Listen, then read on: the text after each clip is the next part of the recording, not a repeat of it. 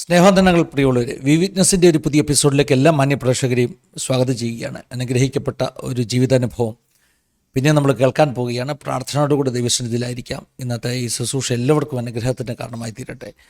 ചുരുക്കവാക്കുകളിൽ നമുക്ക് പ്രാർത്ഥിക്കാം. ദൈവസാന്നിധ്യം നാമായിരിക്കുന്ന ഇടങ്ങളിലൊക്കെ വെളിപ്പെടുവാനിടയായി തീരട്ടെ. പരിശുദ്ധ പിതാവെ, അനുഗ്രഹീതമാകുന്ന ഈ നല്ല സമയത്തിനായി ഞങ്ങൾ അങ്ങ് സ്തുതിക്കുന്നു. നിൻ്റെ സന്നിധിയിലേക്ക് പിന്നെയും വിറ്റ്നസിൻ്റെ ഒരു പുതിയ സെഷനുമായി കടന്നു കൊണ്ടോട് ഒരുക്കിയ അവകാശത്തിനായി സ്തോത്രം ചെയ്ത് കർത്താവ്, ഞങ്ങളുടെ നടുവിലേക്ക് അയച്ചിരിക്കുന്ന അവിടുത്തെ ദാസനായി ഞങ്ങളങ്ങ് സ്തുതിക്കുന്നു. തൻ്റെ ജീവിതാനുഭവങ്ങളൊക്കെ ഞങ്ങൾക്ക് വലിയ ആത്മീക ബലത്തിന് കാരണമായി തീരുവാൻ പോകുന്നത് കൊണ്ട് സ്തോത്രം. ഞങ്ങളുടെ ക്രോശങ്ങളെ മുറ്റുമായി ക്ഷമിച്ച അവിടുത്തെ മഹത്വം ഞങ്ങളിലൂടെ വെളിപ്പെടണം. ഞങ്ങളുടെ സിസ്റ്റർ നെറ്റ്വർക്ക് എല്ലാം കരങ്ങളിലേക്ക് ഏൽപ്പിച്ച് പ്രാർത്ഥിക്കുന്നു. പ്രാർത്ഥിച്ച് ആരംഭിക്കുന്ന ഈ സമയം മുതൽ ഞങ്ങളുടെ ബെനഡിക്ഷൻ പ്രയർ വരെ ഞങ്ങളായിരിക്കുന്ന ഇടങ്ങളിലൊക്കെ അവിടുത്തെ സാന്നിധ്യം അനുഭവിക്കണം. അപ്പം അങ്ങനെ അവിടുന്ന് ചെയ്യുന്ന കൃപയ്ക്കായി സ്തോത്രം. സകലമാന മുഖത്തോടത്തേക്ക് തരുന്നു. യേശു പോലും താഴ്മയായി ചോദിക്കുന്നു, കേൾക്കുമാറണമേ. ആമേൻ, ആമേൻ, ആമേൻ. നല്ലൊരു ജീവിത അനുഭവം നമ്മൾ കേൾക്കാൻ പോവുകയാണ്. ദീർഘവർഷങ്ങളായിട്ട് നോർത്ത് ഇന്ത്യയിൽ, പ്രത്യേകിച്ചും ആസാമിൽ നിന്ന് പ്രിയപ്പെട്ട പൊന്നച്ചൻ ജോർജ് പാസ്റ്ററാണ് നമ്മളോടൊപ്പം ജോയിൻ ചെയ്തിരിക്കുന്നത്. വളരെ അനുഗ്രഹിക്കപ്പെട്ട ജീവിതാനുഭവങ്ങളാണ്. തീവ്രവാദികളുടെ കയ്യിൽ അകപ്പെട്ട് 7 ദിവസം കാട്ടിൽ അവർ കൊണ്ടിട്ടു. 60 ലക്ഷം രൂപയൊക്കെയാണ് അദ്ദേഹത്തെ മോചിപ്പിക്കുവാൻ ചോദിച്ചത്. അതുതന്നെയല്ല, തീവ്രവാദികൾ വീട്ടിൽ കയറി ഒളിച്ചിരുന്ന് തൻ്റെ വീട്ടിൽ വെച്ച് ഒരു വലിയ എൻകൗണ്ടർ ഉണ്ടായ അനുഭവം. അങ്ങനെ ഭയങ്കര ഒരു സാക്ഷ്യമാണ് നമ്മളിന്ന് കേൾക്കാൻ പോകുന്നത്.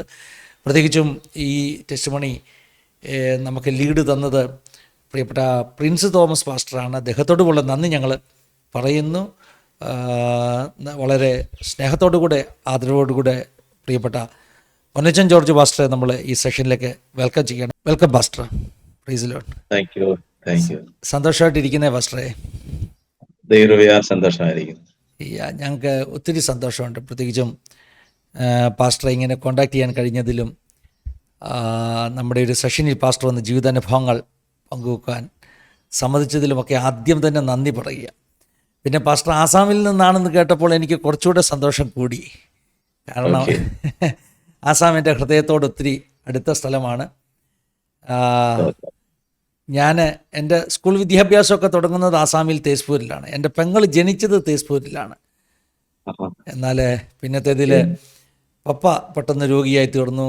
പപ്പായ്ക്ക് പിന്നെ ആസാമിൽ നിൽക്കാൻ വയ്യാത്തൊരു സാഹചര്യമായി. അങ്ങനെ നാട്ടിൽ തിരിച്ചുപോയി. ഞാൻ ഓർക്കുന്നുണ്ട് പാസ്റ്ററെ, ICPFൻ്റെ ഒരു ക്യാമ്പ് നടക്കുമ്പോൾ ചരൽക്കുന്ന് ക്യാമ്പിന് ജോഷുവ സാറ് മിഷൻ ചലഞ്ച് കൊടുക്കുകയാണ്. ജോഷുവ സാറായിരുന്നു മിഷൻ ചലഞ്ച് എന്ന് പറയുന്ന ആ ഒരു ഭാഗം എന്നും എല്ലാ വർഷവും കൈകാര്യം ചെയ്യുന്നത്. ജോഷുവ സാർ ഇങ്ങനെ ഓരോ സംസ്ഥാനങ്ങളുടെ പേര് വിളിച്ചു. ഓരോ സംസ്ഥാനങ്ങൾ, ജമ്മു കാശ്മീരിൽ ആര് പോകും, ഹിമാചലിൽ ആര് പോകും, അങ്ങനെ ഓരോ സംസ്ഥാനങ്ങളുടെ പേര് വിളിച്ചു. ആസാമിൽ ആര് പോകുമെന്ന് ചോദിച്ചപ്പോൾ ഞാൻ എഴുന്നേറ്റ് നിന്നു. കാരണം എൻ്റെ ഒരു ആഗ്രഹമായിരുന്നു പപ്പ മടങ്ങി വന്നിടത്ത് എനിക്ക് തിരിച്ചു പോകണം എന്നുള്ളത്. പക്ഷേ ദൈവത്തിന് എന്നെക്കുറിച്ചുള്ള പദ്ധതി മറ്റൊന്നായിരുന്നു. അതുകൊണ്ട് ഇന്നും ഞാൻ ആസാമിനെ സ്നേഹിക്കുന്നു. എൻ്റെ ഹൃദയത്തിൽ ആസാമിന് വേണ്ടി ഒരു സ്ഥാനം വെച്ചിട്ടുണ്ട്. ഒത്തിരി സന്തോഷം. ഒത്തിരി സന്തോഷം പാസ്റ്ററെ. എത്ര വർഷമായി പാസ്റ്ററെ ആസാമിലായിട്ട്? ഞാൻ ആസാമിലായിട്ട് 29 വർഷമായി. 29 വർഷമായി. ഓ, അപ്രോക്സിമേറ്റ്ലി 85 മുതൽ അല്ലേ? 96 മുതൽ ആസാമിൽ വന്നത്.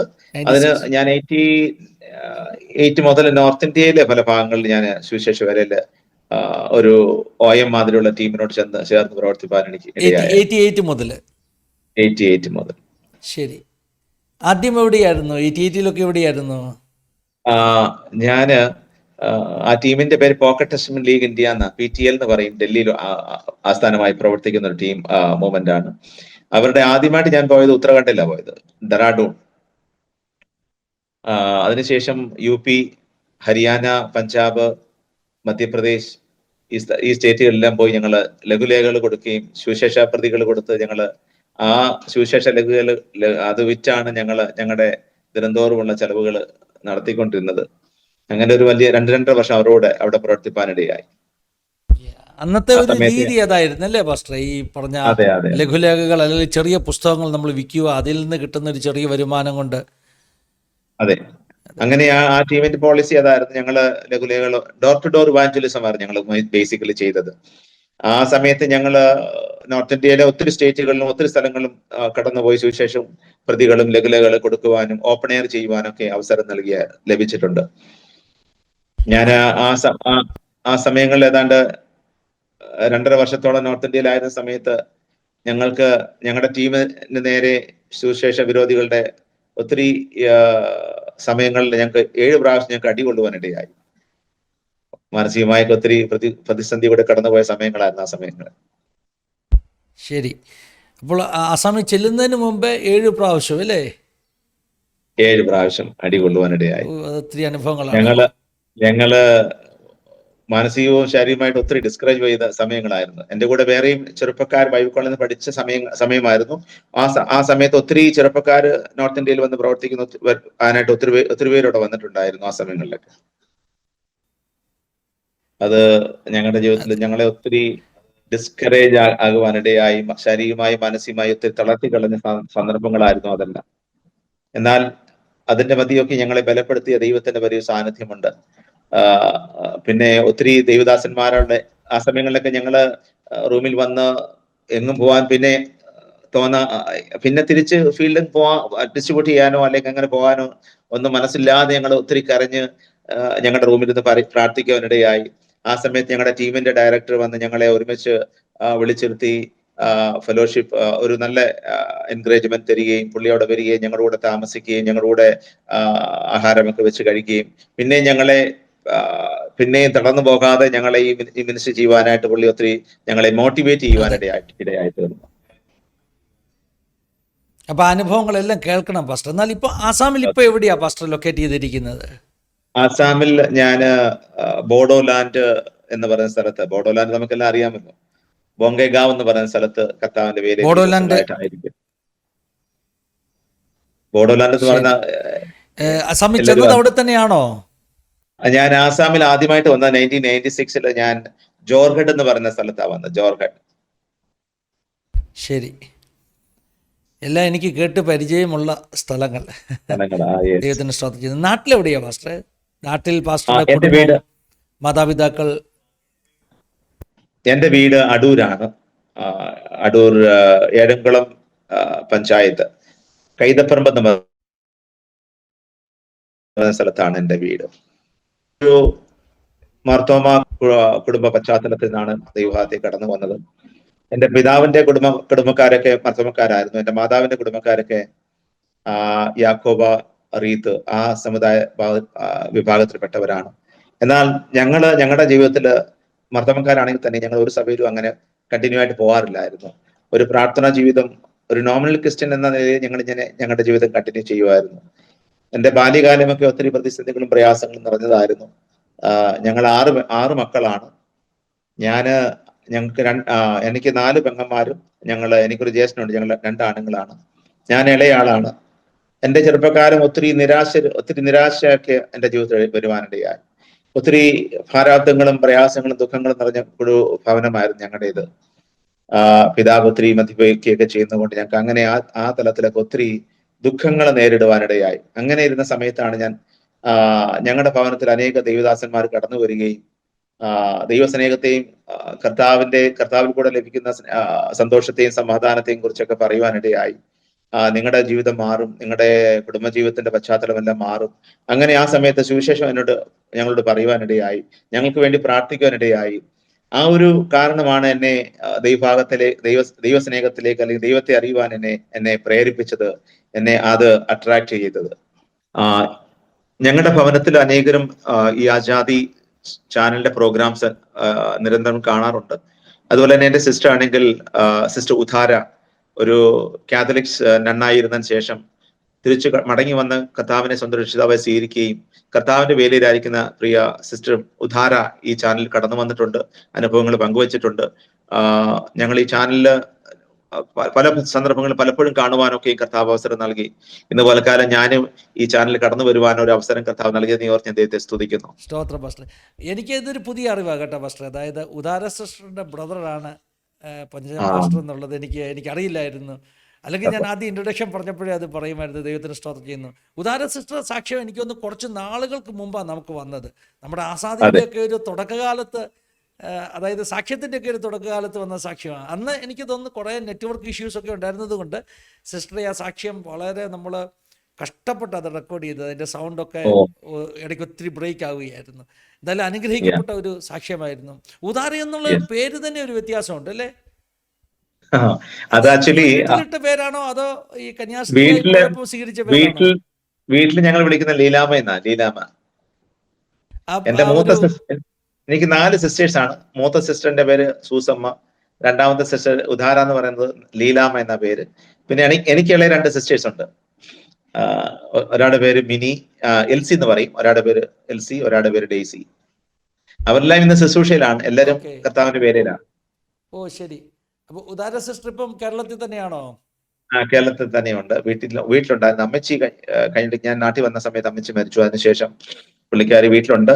എന്നിട്ട് എന്റെ ഇളയ പെങ്ങളുടെ കൂടെ ഒരു ശുശ്രൂഷയ്ക്കായിട്ട് പുള്ളിക്കാരി അങ്ങനെ പോകുന്നുള്ള തീരുമാനത്തിലേക്ക് ഇരിക്കുകയാണ്. അപ്പൊ തന്നെ പുള്ളിക്കാരി ഓൺലൈനായിട്ട് BTH പഠിക്കുന്നുണ്ടായിരുന്നു. ശരി, ദൈവസഹായിക്കട്ടെ. എനിക്കൊരു ഉദാര സിസ്റ്ററുടെ സാക്ഷ്യത്തിന്റെ ലിങ്ക് നമ്മുടെ ഈ വീഡിയോയുടെ ഡിസ്ക്രിപ്ഷന്റെ കൂട്ടത്തിൽ കൊടുക്കാം. അപ്പോൾ ദൈവമക്കൾക്ക് അത് കാണാൻ സാവകാശം കിട്ടുമല്ലോ. പാസ്റ്ററുടെ കുടുംബത്തെ കുറിച്ചൊക്കെ ഒന്ന് പറയാം കേട്ടോ. പാസ്റ്ററുടെ വൈഫ്, കുഞ്ഞുങ്ങളെ, ഇങ്ങനെയുള്ള അനുഭവങ്ങളൊക്കെ ഒന്ന് പറയാം കേട്ടോ. ഓക്കെ. എനിക്ക് എന്റെ വൈഫ്, എനിക്ക് 2 കുഞ്ഞുങ്ങളാണുള്ളത്. മൂത്തത് മോനാണ്, ഇളയത് മോള്. മോൻ രണ്ടുപേരുടെയും പഠിത്തം കഴിഞ്ഞ് മോന് ഇപ്പൊ അബുദാബി ചെറിയൊരു ജോലി അവിടെ ദിവസങ്ങളായിട്ട് കിട്ടി, അവിടെ ചെയ്യുന്നു. മോളാണ് ഈ പഠിത്തം കഴിഞ്ഞ് ഡൽഹി അപ്പോളോയില് മോള് ഹോസ്പിറ്റലിൽ വർക്ക് ചെയ്യുന്നു. അതെ, എനിക്കറിയാം പാസ്റ്ററെ, ഈ ആസാം പോലുള്ള ഒരു സ്ഥലത്തൊക്കെ ദൈവദാസന്മാർ ഏറ്റവും കൂടുതൽ സാക്രിഫൈസ് ചെയ്യുന്ന കുഞ്ഞുങ്ങളുടെ വിദ്യാഭ്യാസമൊക്കെ. കാരണം വളരെ ലിമിറ്റഡ് ആയിട്ടുള്ള സാഹചര്യമാണല്ലോ അവിടെ ഉള്ളത്. അതെ, അതുപോലെ തന്നെ ഹോസ്പിറ്റലുകൾ അല്ലേ, നല്ല ചികിത്സ, നല്ല ഹോസ്പിറ്റലുകളുടെ കുറവ്. അതെ, അതൊക്കെ ആസാം പോലുള്ള ഒരു സ്ഥലത്തിന്റെ. അവിടെയാണെങ്കിൽ എന്റെ കുഞ്ഞുങ്ങളവിടെ പഠിക്കുന്ന സമയത്ത് ഈ തീവ്രവാദികളുടെ ഒത്തിരി പ്രശ്നങ്ങൾ മുഖാന്തരം അവിടെ ഒരാഴ്ചയൊക്കെ ബന്ദ്, 100 മണിക്കൂർ ബന്ദ്, ഒരാഴ്ച ബന്ദ്, പിന്നെ ഇൻഡെഫിനിറ്റ് ബന്ദ്. അപ്പൊ അതുകൊണ്ട് കുഞ്ഞുങ്ങളുടെ പഠിത്തമൊക്കെ ഒത്തിരി ഞങ്ങൾക്ക് അവിടെ പ്രശ്നമായിരുന്നു. കുഞ്ഞുങ്ങൾ ഏതാണ്ട് 7 8 സ്കൂൾ മാറി മാറി പഠിച്ചാണ് അവരുടെ വിദ്യാഭ്യാസമൊക്കെ കംപ്ലീറ്റ് ചെയ്തത്. അത് തന്നെ ഞങ്ങൾക്ക് വലിയ ദുഃഖവും പ്രയാസവുമായിരുന്നു. എനിക്ക് ഓർമ്മയുണ്ട് പാസ്റ്റർ, ഞങ്ങൾ അവിടെ ഉള്ള സമയത്ത് തന്നെ ബോഡോലാൻഡ് പ്രശ്നം, അതുപോലെ തന്നെ ഈ എനിക്കൊന്ന് ബംഗ്ലാദേശികളുമായിട്ടൊക്കെ ഇവർക്ക് ഭയങ്കര ഒരു പ്രശ്നങ്ങളുണ്ടായിരുന്നു. അന്ന് ഈ ബംഗ്ലാദേശിൽ നിന്ന് കുടിയേറിയ ആളുകൾ, പ്രത്യേകിച്ചും ദേശപൂരിലൊക്കെ അങ്ങനെയുള്ള ഒത്തിരി പേരുണ്ടായിരുന്നില്ല. അങ്ങനെയുള്ള കലാപങ്ങള്, കർഫ്യൂ, മിക്കവാറും കർഫ്യൂ ആയിരുന്നു. എനിക്കൊന്ന് ഒത്തിരി മിലിറ്ററി പ്രസൻസ് ഉണ്ട് ആസാമിൽ അല്ലേ? മിലിറ്ററി ആസാമിൽ, കാരണം ഈ തീവ്രവാദിയുടെ പ്രശ്നങ്ങൾ എല്ലാ ഡിസ്ട്രിക്റ്റിലും എല്ലായിടത്തും ഉള്ളത് കൊണ്ട് ആർമിയും CRPF എവിടെ നോക്കിയാലും അവരെ കൊണ്ട് നിറച്ചിരിക്കുകയായിരുന്നു. കാരണം സ്ഥിതിഗതികളൊക്കെ കൺട്രോൾ ചെയ്യാനും അങ്ങനെയൊക്കെയുള്ള സിറ്റുവേഷൻ ആയതുകൊണ്ട്. എങ്കിൽ തന്നെയും ഇവിടുത്തെ ഉഗ്രവാദികളും തീവ്രവാദികളൊക്കെ ഭയങ്കര അവര് രാത്രിയിൽ അവരുടെ പ്രസൻസാ കൂടുതൽ. പകലും CRPF-ഉം ആർമിയും കാണുമ്പോൾ തന്നെയും രാത്രിയിൽ അവരാ കൂടുതൽ. അവരിറങ്ങി അവർക്ക് വേണ്ടതെല്ലാം വീടുകൾ കയറി ഇറങ്ങി ആൾക്കാരെ പിടിച്ചോണ്ട് പോവുകയും അങ്ങനെയൊക്കെ ഒത്തിരി പ്രതിസന്ധി നിറഞ്ഞ ഘട്ടങ്ങളായിരുന്നു. ഞങ്ങൾക്ക് 6 മണി കഴിഞ്ഞാൽ 5 മണി കഴിഞ്ഞാൽ ഞങ്ങൾ വെളിയിൽ പോകത്തില്ല. പോകാൻ ഒക്കാത്തൊരു സാഹചര്യമാണ്. പോയാൽ നമ്മൾ തിരിച്ചു വരുമോ നമുക്ക് തന്നെ അറിയില്ല. പലയിടത്തും ബോംബ് പൊട്ടും, അല്ലെങ്കിൽ ആൾക്കാരെ പിടിച്ചോണ്ട് പോകും, വഴിയിൽ വെച്ച് നിങ്ങളുടെ വണ്ടി തടഞ്ഞു നിർത്തിയിട്ട് നിങ്ങളെ ഉപദ്രവിക്കും, പൈസയൊക്കെ പിടിച്ചു പറിക്കും. അങ്ങനെയുള്ള വലിയൊരു പ്രതിസന്ധി നിറഞ്ഞ ഘട്ടമായിരുന്നു ആ സമയം. ഇപ്പൊ പരിസ്ഥിതി എങ്ങനെയുണ്ട് പാസ്റ്ററെ? ഇപ്പൊ പ്രസന്റ് ഗവൺമെന്റും ഒക്കെ വന്നിട്ട് കഴിഞ്ഞ 8-10 വർഷമായിട്ടൊരു ഈ അണ്ടർഗ്രൗണ്ടുമായിട്ടൊരു പീസ് എഗ്രിമെന്റ് ഇപ്പം ചെയ്തിട്ടുണ്ട്. അതുകൊണ്ടൊരു ഒരു പീസ്ഫുൾ സിറ്റുവേഷൻ ആയിപ്പോ ആസാമിലും ബോഡോലാൻഡിലും തേസ്പൂർ അല്ലെങ്കിൽ പാസി പറയപ്പെട്ട സ്ഥലങ്ങളിലൊക്കെ ഒരു പീസ്ഫുൾ സിറ്റുവേഷൻ ആണ്. പൊതുവെ നോർത്ത് ഈസ്റ്റില് ഞാൻ ത്രിപുരയിലൊക്കെ പ്രവർത്തിച്ചിട്ടുണ്ട്. അവിടെയും ഒക്കെ ഇപ്പൊ ഒരു പീസ്ഫുൾ സിറ്റുവേഷൻ ഉണ്ട്. ആൾക്കാർക്ക് ഫ്രീ ആയിട്ട് പോകാനും വരാനും രാത്രി സമയങ്ങളിൽ ഇറങ്ങി പോയിട്ട് വരാനൊക്കെ ഒരു അല്പം ഫ്രീഡം ഉണ്ട്. പാസ്റ്റർ, നമുക്ക് ഒത്തിരി കാര്യങ്ങൾ കേൾക്കണം. അതുകൊണ്ട് ഇനി അധികം ചോദ്യങ്ങളും ഒന്നും ഞാൻ ചോദിക്കുന്നില്ല. പാസ്റ്റർ അനുഭവങ്ങൾ പറയാം, ചെറിയ പ്രായം മുതൽ ഉള്ള അനുഭവങ്ങൾ, മിഷണറി അനുഭവങ്ങൾ എല്ലാം പറയാം കേട്ടോ. കേൾക്കാൻ റെഡിയാണ്. അത്യാവശ്യമുണ്ട് ഇടയ്ക്ക് ഞാൻ ചോദ്യങ്ങൾ ചോദിക്കാം. പാസ്റ്റർക്ക് കണ്ടിന്യൂ ചെയ്യാം. Praise the Lord. Thank you. Hallelujah. ഞാൻ പറഞ്ഞല്ലോ, എൻ്റെ കുടുംബജീവിതം ഞങ്ങളൊരു മാർത്തോമ പശ്ചാത്തലത്തിൽ നിന്ന് കർത്താവിനെ അറിയുവാൻ ഒരു വലിയ പ്രതികൂല സാഹചര്യത്തിൽ കൂടെ കടന്നുപോയ സമയത്താണ് യേശു കർത്താവിനെ എൻ്റെ ജീവിതത്തിൽ സംരക്ഷിതാവായി സ്വീകരിക്കുവാൻ കർത്താവ് അവസരം നൽകിയത്. ഞാൻ അതിന്റെ 10ാം ക്ലാസ്സിൽ പഠിക്കുന്ന സമയത്താണ് ഞാൻ കർത്താവിനെ സംരക്ഷിതാവായി സ്വീകരിക്കുവാൻ ഇടയായി. അതിനുശേഷം ചില ദിവസങ്ങൾക്ക് ശേഷം ഞാൻ സ്നാനപ്പെടുവാനും എന്റെ 10ാം ക്ലാസ് പഠിത്തം കഴിഞ്ഞതിന് ശേഷം ഞാൻ എന്ത് ചെയ്യണമെന്നറിയാതെ, കാരണം കുടുംബത്തിന്റെ പശ്ചാത്തലം ഞങ്ങൾക്ക് ഒരു വലിയ പ്രതിസന്ധിയായിരുന്നു. ക്ലേശങ്ങൾ നിറഞ്ഞ, കഷ്ടങ്ങൾ നിറഞ്ഞ, അന്നത്തെ സമയങ്ങൾ എന്ന് പറഞ്ഞ ആഹാരം പോലും ഇല്ലാത്ത സമയങ്ങളായതുകൊണ്ട് എന്ത് ചെയ്യണമെന്നറിയാതെ ഞാൻ ഒത്തിരി വിഷമിച്ച സമയങ്ങൾ ആയിരുന്നു. അപ്പൊ എന്നാൽ 10ാം ക്ലാസ്സിന് പഠിത്തത്തിന് ശേഷം ഞാൻ ചിന്തിച്ചത്, എന്തെങ്കിലും ഒരു ജോലി ചെയ്ത് കുടുംബത്തെ ഭവനത്തിന് വേണ്ട ചില ഭൗതിക നന്മകളൊക്കെ ലഭിക്കുമെന്ന് ചിന്തിച്ച് അങ്ങനെ ഞാൻ ചില വർക്കുകളൊക്കെ ചെയ്യണമെന്ന് ചിന്തിച്ച് ഞാൻ ഇങ്ങനെ ദേവദാസന്മാരോട് പറയുവാനിടയിൽ വീട്ടിൽ വരുന്ന ഒരു ദേവദാസൻ ഉണ്ടായിരുന്നു. അപ്പൊ ആ ദേവദാസൻ പറഞ്ഞു, നിനക്ക് മേച്ചിരിപ്പണി ഞാൻ പഠിപ്പിക്കാം, അങ്ങനെ പണിയാൻ ആഗ്രഹമുണ്ടെന്ന് വരെ അതുവരെ ചെയ്യാനായിട്ട് മാനസികമായി ഞാൻ ഒരു തീരുമാനമൊക്കെ എടുത്തായിരുന്നു. പക്ഷെ എന്നാല് ദൈവം എന്നെ മേച്ചിരിപ്പണിക്കാരനായി ആക്കിയില്ല. എനിക്ക് എന്തുകൊണ്ടോ അതിന് പോകാനൊരു അവസരം, അങ്ങനെ ഒരു മനസ്സുകൊണ്ട് ചിന്തയുണ്ടായിരുന്നെങ്കിൽ തന്നെ എനിക്ക് ചെയ്യാൻ കഴിഞ്ഞില്ല. അതിനുശേഷം ഞാൻ കൂടി നടക്കുന്ന അടുത്തുള്ള ദൈവസഭയിൽപ്പെട്ട ഒരപ്പച്ചൻ എൻ്റെ വീട്ടിൽ കടന്നു വരികയും, എൻ്റെ അപ്പച്ചനാണ് എൻ്റെ പിതാവിന്റെ എൻ്റെ വലിയപ്പച്ചന്റെ പ്രായമുള്ള ഒരു അപ്പച്ചനാണ്. അപ്പൊ എൻ്റെ പിതാവിനോട് പറയാനിടയായി, നിന്റെ 2ാമത്തെ മോനെ ഞാൻ ബൈബിൾ കോളേജിൽ കൊണ്ട് പഠിപ്പിക്കാൻ പോവുകയാണ്. അങ്ങനെ ആ പിതാവാണ് എൻ്റെ ജീവിതത്തിൽ ഒരു വഴികാട്ടിയായി. എന്നെ 10ാം ക്ലാസ് പഠിത്തത്തിന് ശേഷം എന്നെ ബൈബിൾ കോളേജിലേക്ക്, എറണാകുളത്തുള്ള തെങ്ങോട് ഇന്ത്യ ക്രിസ്ത്യൻ ബൈബിൾ കോളേജിൽ എന്നെ കൊണ്ടാക്കി അവിടെ എൻ്റെ 4 വർഷത്തെ പഠനം പൂർത്തീകരിക്കുവാൻ കർത്താവ് സഹായിച്ചത്. ഞാന് 88-ല് ഞാൻ അവിടെ വളരെ പ്രതികൂല സാഹചര്യത്തിൽ കൂടെയാണ് ഞാൻ കടന്നു പോയത് തന്നെ. കടന്നു പോകുന്ന സമയത്ത് തന്നെ എനിക്ക് നല്ലൊരു ബൈബിൾ ഇല്ലായിരുന്നു, എനിക്ക് വേണ്ട വസ്ത്രങ്ങളില്ലായിരുന്നു. അങ്ങനെ ഒത്തിരി പ്രയാസങ്ങൾ ഉണ്ടായിരുന്നു, പ്രതിസന്ധി ഉണ്ടായിരുന്നെങ്കിൽ തന്നെ ദൈവം 4 വർഷം എൻ്റെ ബൈബിൾ കോളേജിന്റെ പഠനം പൂർത്തീകരിക്കുവാൻ കർത്താവ് എനിക്ക് അവസരം നൽകി. ആ സമയത്ത് ഞങ്ങളുടെ ബൈബിൾ കോളേജിന്റെ എൻ്റെ പഠിത്തം തീരുന്ന സമയമായതുകൊണ്ട് ബൈബിൾ കോളേജിൽ ഒരു മിഷൻ ചലഞ്ച് പ്രോഗ്രാം അവർ വെക്കുവാനിടയായി. ആ സമയത്ത് നോർത്ത് ഇന്ത്യയിൽ ഉള്ള ചില മിഷൻ ഡയറക്ടേഴ്സ്, മിഷൻ പ്രവർത്തകർ വന്നിട്ട് മിഷൻ ചലഞ്ച് ചെയ്ത സമയത്ത് ഞാനും എൻ്റെ ജീവിതത്തെ ഒരു മിഷണറിയായി നോർത്ത് ഇന്ത്യയിലേക്ക് പോകാനായിട്ട് ഞാൻ സമർപ്പിക്കുവാനിടയായി. അങ്ങനെയാണ് 88-ൽ ഞാനും ആ സമയത്ത് എൻ്റെ കൂടെ പഠിച്ച കുറച്ച് സഹോദരങ്ങൾ, ഏതാണ്ട് 12 പേര് അടങ്ങുന്ന ഒരു സംഘം, ഞങ്ങൾ നോർത്ത് ഇന്ത്യയെ കടന്നു പോകാനിടയായത്. നോർത്ത് ഇന്ത്യയെ കടന്നു പോകുമ്പോൾ അവിടെ ധരിക്കാനുള്ള തണുപ്പിന്റെ സമയത്തുള്ള വസ്ത്രങ്ങൾ, കാലിൽ ഒരു നല്ല ഷൂവോ ഇതൊന്നും ഇല്ലാത്തൊരു സാഹചര്യമായിരുന്നു. അപ്പൊ എൻ്റെ കൂട്ടുകാരൻ്റെ കയ്യിൽ നിന്ന് ഞാനൊരു 50 രൂപ കൊടുത്തൊരു ഷൂ വാങ്ങിച്ചു. ആ ഷൂ വാങ്ങിച്ച് ഞാൻ റിപ്പയർ ചെയ്ത്, ആ ഷൂ ആണ് ഏതാണ്ട് 2 വർഷത്തോളം ഞാൻ നോർത്ത് ഇന്ത്യയിൽ ഉപയോഗിച്ചത്. ഹല്ലേലൂയ. അങ്ങനെ നോർത്ത് ഇന്ത്യയിലെ പല സ്റ്റേറ്റുകളിലും പല സ്ഥലങ്ങളിലും പോയി കർത്താവിന്റെ വേല, ലഘുലേഖകൾ കൊടുക്കുവാനും, അന്ന് ഞങ്ങൾ ഡോർ ടു ഡോർ ഇവാഞ്ചലിസമാണ് ബേസിക്കലി ഞങ്ങൾ അവിടെ ചെയ്തുകൊണ്ടിരുന്നത്. ആ സമയത്താണ് ഏതാണ്ട് എനിക്ക് എൻ്റെ അറിവാണെങ്കിൽ 8 പ്രാവശ്യത്തോളം ഞാൻ സുവിശേഷ വിരോധികളാലുള്ള മർദ്ദനമേൽക്കുവാനിടയായി. ആ സമയത്തൊക്കെ ഞങ്ങളെല്ലാം ചെറുപ്പക്കാരാണ്. ഇങ്ങനെയുള്ള പ്രതികൂലങ്ങളൊക്കെ വരുമ്പോൾ ഒത്തിരി ഞങ്ങൾ ഡിസ്കറേജ് ആകാറുണ്ട്. ഞങ്ങള് പലരും തിരിച്ചു പോകാൻ വരെ ഉള്ള മനസ്സും, ഇനി ഇവിടെ ഇങ്ങനെ കണ്ടിന്യൂ ചെയ്യാൻ പറ്റത്തില്ല. തന്നെയല്ല, ഞങ്ങൾക്ക് അവിടുത്തെ ഭാഷകളൊക്കെ ഞങ്ങൾ പഠിക്കുന്ന സമയമായിരുന്നു. ആ സമയത്ത് ഹിന്ദി എന്ന് പറയുന്ന ഭാഷ എനിക്ക് ഞാൻ അതിനകത്ത് വളരെ വീക്കായിരുന്നു. എന്നാൽ അവിടെ ചെന്ന് ദൈവത്തിന്റെ കൃപയാൽ ഹിന്ദിയൊക്കെ പഠിക്കുവാനും, അവിടെ ഞങ്ങള് പല സ്ഥലങ്ങളിലും പോയി ലഘുലേഖകൾ കൊടുക്കുവാനും ഒക്കെ കർത്താവ് ഇടയാക്കി. 7 പ്രാവശ്യത്തോളം സുവിശേഷ വിരോധികളാലുള്ള മർദ്ദനമേറ്റ്, അങ്ങനെ പിന്നെ ഞങ്ങൾക്ക് അന്ന് ആ സമയങ്ങളിൽ അല്പം ഡിസ്കറേജ്മെന്റ് വന്നെങ്കിൽ തന്നെയും അതിനുശേഷം പ്രാർത്ഥിച്ച് പിന്നെയും ഞങ്ങള് ഒരു പുതിയ ശക്തിയോട് കൂടിയാണ് പിന്നെ ഞങ്ങൾ ഫീൽഡിലേക്ക് പോകുന്നത്. അപ്പോൾ ഞങ്ങൾക്ക് ലഭിച്ച ഓരോ മർദ്ദനവും, ഓരോ പീഡകളും പ്രയാസങ്ങളും വന്നപ്പോൾ പിന്നെ ഞങ്ങള് പതിമടങ്ങായിട്ട് ഞങ്ങൾ ശക്തിയോട് കൂടെ തന്നെ പിന്നെയും ഫീൽഡിലേക്ക് പോകുവാനും കർത്താവിന്റെ വേല ചെയ്യുവാൻ കർത്താവ് എനിക്ക് അവസരം നൽകി. അതിനുശേഷമാണ് ഞാൻ അവിടുന്ന് ഞാൻ നാട്ടിൽ വന്നതിന് ശേഷം ഞാൻ വേറൊരു സംഘടനയോട് കൂടി പ്രവർത്തിക്കുവാൻ കർത്താവ് എനിക്ക് അവസരം നൽകി. അതിനുശേഷം പിന്നെ ഞങ്ങൾ നോർത്ത് ഇന്ത്യ കടന്നു പോകാനിടയായി. ഞാൻ 96-ലാണ് അതിനുശേഷം ഞാൻ നോർത്ത് ഈസ്റ്റിലേക്ക് കടന്നു പോകുന്നത്. North east Assam. ആ സമയത്ത് എൻ്റെ വിവാഹം കഴിഞ്ഞു.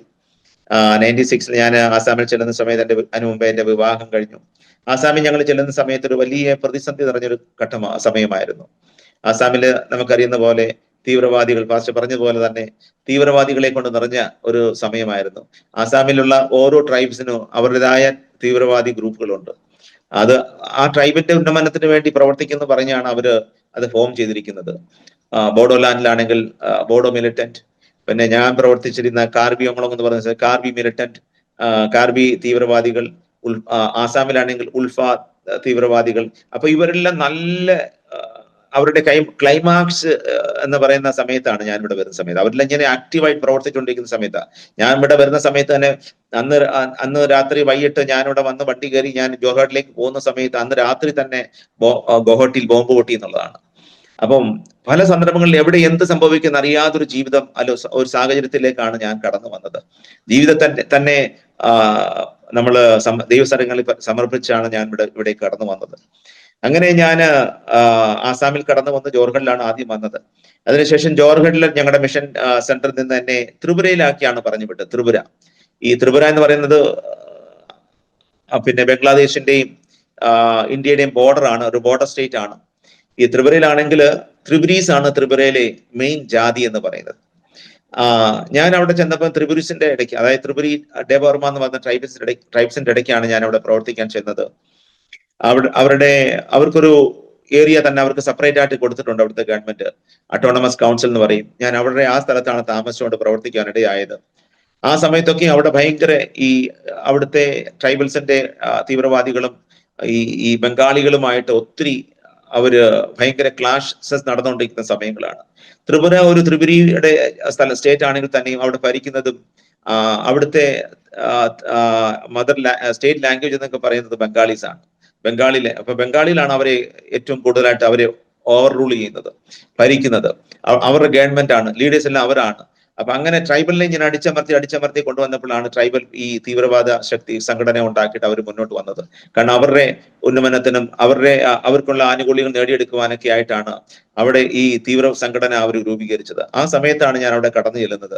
ആ സമയത്തൊക്കെ ഞാൻ അവിടെ ചെല്ലുന്ന സമയത്ത് പലപ്പോഴും ഈ ഉഗ്രവാദികൾ അല്ലെങ്കിൽ തീവ്രവാദ സംഘടന വന്നിട്ട് ബീഹാരി അല്ലെ ബംഗാളീസിനെ പിടിച്ചോണ്ട് പോവുകയും അവരെ വെടിവെച്ച് കൊല്ലുകയും അവരുടെ വീടുകൾ തീയിട്ട് ചുട്ടുകളയുകയും അങ്ങനെ വലിയൊരു കലുഷിതമായ ഒരു സമയത്താണ് ഞാൻ അവിടെ ചെല്ലുന്നത്. ഞാൻ അവിടെ ചെന്ന ഒരു വില്ലേജിലാണ് താമസിച്ചത്, ട്രൈബൽസ് ഏരിയയിലാണ് താമസിച്ചത്. ആ സമയത്ത് ദിവസം തോറും ഞങ്ങൾ അവിടെ ഈ പോലീസും അവിടുത്തെ ഉഗ്രവാദി അല്ലെങ്കിൽ തീവ്രവാദികളുമായിട്ട് എപ്പോഴും അവരുമായിട്ട് ക്ലാഷസ്, ഭയങ്കര വെടിവെക്കുന്ന സൗണ്ടുകളൊക്കെ ഞാൻ അവിടെ ചെന്നാണ് കേട്ടത്. തോക്കിന്റെ സൗണ്ടുകൾ ഞാൻ അവിടെ ചെന്നിട്ടാണ് കേൾക്കുന്നത്. അങ്ങനെ പലപ്പോഴും കേൾക്കാറുണ്ടായിരുന്നു. ഞങ്ങൾ വില്ലേജിലാണ് താമസിച്ചത്. ആ വില്ലേജിനടുത്തൊക്കെ തീവ്രവാദികളുടെ ആക്ടിവിറ്റീസ് ഒക്കെ ഉള്ള സ്ഥലങ്ങളാണ്. എങ്കിൽ തന്നെയും അവരുടെ ഇടയ്ക്ക് പ്രവർത്തിക്കാൻ കർത്താവ് അവസരം നൽകി. അവരുടെ ഉന്നമനത്തിന് വേണ്ടി, അവരെ കർത്താവിന് വേണ്ടി നേടുവാൻ, അവർക്ക് വിദ്യാഭ്യാസം കൊടുക്കുവാൻ, അങ്ങനെ പല നിലയിൽ ഞങ്ങളുടെ സംഘടന അവിടെ പ്രവർത്തിക്കുവാനിടയായി. അപ്പൊ ഞാൻ അതിനൊക്കെ ഒരു ലീഡർഷിപ്പ് കൊടുത്തുകൊണ്ട് ഞാൻ അവരുടെ കൂടെ അവിടെ പ്രവർത്തിക്കുവാനിടയായി. അങ്ങനെ ഇരിക്കുമ്പോഴാണ് എനിക്ക് വളരെ പ്രതികൂലമായ ഒരു സാഹചര്യത്തിൽ കൂടെ ഞങ്ങൾ കടന്നുപോകാൻ. ഞാനും അപ്പൊ ആ സമയത്ത് എന്റെ കുടുംബം ഞാൻ കേരളത്തിൽ നിന്ന് അവരെയും കൂടെ കൂട്ടി ഞാൻ ത്രിപുര എന്ന് പറയുന്ന സ്ഥലത്ത് ഞങ്ങൾ ഒരുമിച്ചായിരുന്നു. അന്ന് എന്റെ മോനാണെങ്കിൽ 3 വയസ്സുണ്ട്, മോക്കാണെങ്കിൽ ഏതാണ്ട് 6 മാസം പ്രായമുണ്ട്. ഞങ്ങൾ 2003 ഈ ത്രിപുര ഞങ്ങൾ താമസിക്കുന്ന ആയിരുന്ന സമയത്ത് അവിടെ അന്ന് വരെയും ഞങ്ങളുടെ ജീവിതത്തിൽ സംഭവിക്കാത്തൊരു വലിയ പ്രതികൂല സാഹചര്യങ്ങൾ കടന്നു പോകാനിടയായി. ഞങ്ങൾ പലപ്പോഴും അണ്ടർഗ്രൗണ്ടിനെ കണ്ടിട്ടുണ്ട്. അവരുടെ ജാതിയിൽ ഉള്ള ആൾക്കാരുടെ ഇടയ്ക്ക് പ്രവർത്തിക്കുന്നതുകൊണ്ട് അവർ നമ്മുടെ വലിയ കാര്യമാണ്. അവരുടെ ഉന്നമനത്തിന് വേണ്ടി അവർക്ക് വിദ്യാഭ്യാസം കൊടുക്കാൻ, അവർക്ക് വേണ്ട എല്ലാവിധമായ മോറൽ സപ്പോർട്ട് പല നിലയിലും കൊടുത്തുകൊണ്ട് അവരെ വളർത്തുവാൻ പല പ്രോഗ്രാം നമ്മൾ ചെയ്യുന്നുകൊണ്ട് അവര് ഞങ്ങളെ എപ്പോഴും പ്രോത്സാഹനം ചെയ്യുമായിരുന്നു. എന്നാൽ 2003 ഒരു ദിവസം ഞങ്ങൾ വൈകിട്ട് ഞങ്ങളുടെ ഭാഗത്ത് ഞങ്ങൾ ഇങ്ങനെ ഇരിക്കുന്ന സമയത്ത് ഒരു ഗൺ ഫയറിങ്ങിന്റെ സൗണ്ട് ഞങ്ങൾ കേൾക്കുവാനിടയായി. ഞങ്ങളുടെ തൊട്ടടുത്ത് തന്നെ ഒരു ബജാറുണ്ട്, ഒരു മാർക്കറ്റ് ഉണ്ട്, ഈവനിങ് മാർക്കറ്റ്. അവിടെ ഒരു വലിയ ഗൺ ഫയറിങ്ങിന്റെ സൗണ്ട് ഞാൻ കേൾക്കാനിടയായി. അപ്പൊ ഞങ്ങൾക്ക് മനസ്സിലായി എന്തോ സംഭവിക്കുന്നുണ്ട് ഇവിടെ, ഏതോ വലിയ പ്രശ്നം ഉണ്ടാകാൻ പോകുന്നു എന്ന് ഞങ്ങൾക്ക് മനസ്സിലാക്കുവാനിടയായി. അപ്പൊ ആ സമയത്ത് ആർമിയും അവിടുത്തെ പോലീസും അവിടെയുള്ള ഒരു അണ്ടർഗ്രൗണ്ടിനെ അവർ ഓടിക്ക് അവനെ ഈ വ്യക്തി ഞങ്ങളുടെ ക്യാമ്പസിൽ കയറുവാനിടയായി. ഞങ്ങളുടെ ക്യാമ്പസിൽ കയറി ഞാൻ താമസിച്ച ഒരു ചെറിയ മണ്ണ് കൊണ്ട് പൊക്കിയ ഒരു വീടാണ്, ഒരു മണ്ണ് കൊണ്ടുണ്ടാക്കിയ വീടാണ്. ഞങ്ങളുടെ ക്യാമ്പസിൽ കയറി ഞങ്ങൾ ചിന്തിച്ചു ആ വ്യക്തി ഞങ്ങളുടെ ക്യാമ്പസിന്റെ പുറയിൽ കൂടെ അവർ ഓടി അവര് അവരുടെ വില്ലേജിലേക്ക് പോയി കാണുമെന്ന് ഞങ്ങൾ ചിന്തിച്ചു. അപ്പൊ ഞങ്ങൾ അവിടെ ഇങ്ങനെ ഇരുന്ന് എന്താണ് ചെയ്യാൻ അറിയാതെ ഇങ്ങനെ ഇരുന്നപ്പോൾ ഈ ഓടി കയറി വന്ന വ്യക്തി ഉണ്ടല്ലോ, ഞങ്ങളുടെ റൂമിൽ കൂടെ കയറിയിട്ട് ഞങ്ങളുടെ കിച്ചന്റെ ഡോറിൽ കൂടെ കയറി ഞങ്ങളുടെ ബെഡ്റൂമിനകത്ത് ഒളിച്ചത്. അത് ഞങ്ങൾ അറിഞ്ഞില്ല. ഞങ്ങൾ വെളിയിൽ നിൽക്കുകയാണ്. ആ സമയത്ത് ഒരു 2-3 സെക്കൻഡിനകത്തുണ്ടല്ലോ ഈ ആർമിയും പോലീസുകാരും വന്ന് ഞങ്ങളുടെ വീട് മൊത്തം വളഞ്ഞു. ഒരു ആർമി ഓഫീസർ വന്നിട്ട് എന്റെ കഴുത്തിൽ കണ്ണ് വെച്ചിട്ട് പറഞ്ഞു, നിന്നെ ഇപ്പൊ വെടിവെച്ച് കൊല്ലുമെന്ന് പറഞ്ഞു. അന്ന് വരെയും ചിന്തിക്കാത്ത ഒരു വലിയ സംഭവമാണ്. നമ്മൾ അനേക സംഭവത്തെ കുറിച്ച് കേട്ടിട്ടുണ്ട്, എങ്കിൽ തന്നെയും ആ സന്ദർഭം എന്റെ ജീവിതത്തെ എന്നെ തളർത്തി കളഞ്ഞു. എന്ത് പറയണം, എന്ത് ചെയ്യണം? ഞാനൊരു പകുതി മരിച്ചൊരു വ്യക്തിയായിട്ട് ഞാൻ അവിടെ നിൽക്കുവാനിടയായി. ഒന്നും തന്നെ പറയാൻ എനിക്ക് അറിയത്തില്ല. ഞാൻ എങ്കിൽ തന്നെ പറഞ്ഞു, ഞാൻ ഇവിടുത്തുകാരനല്ല.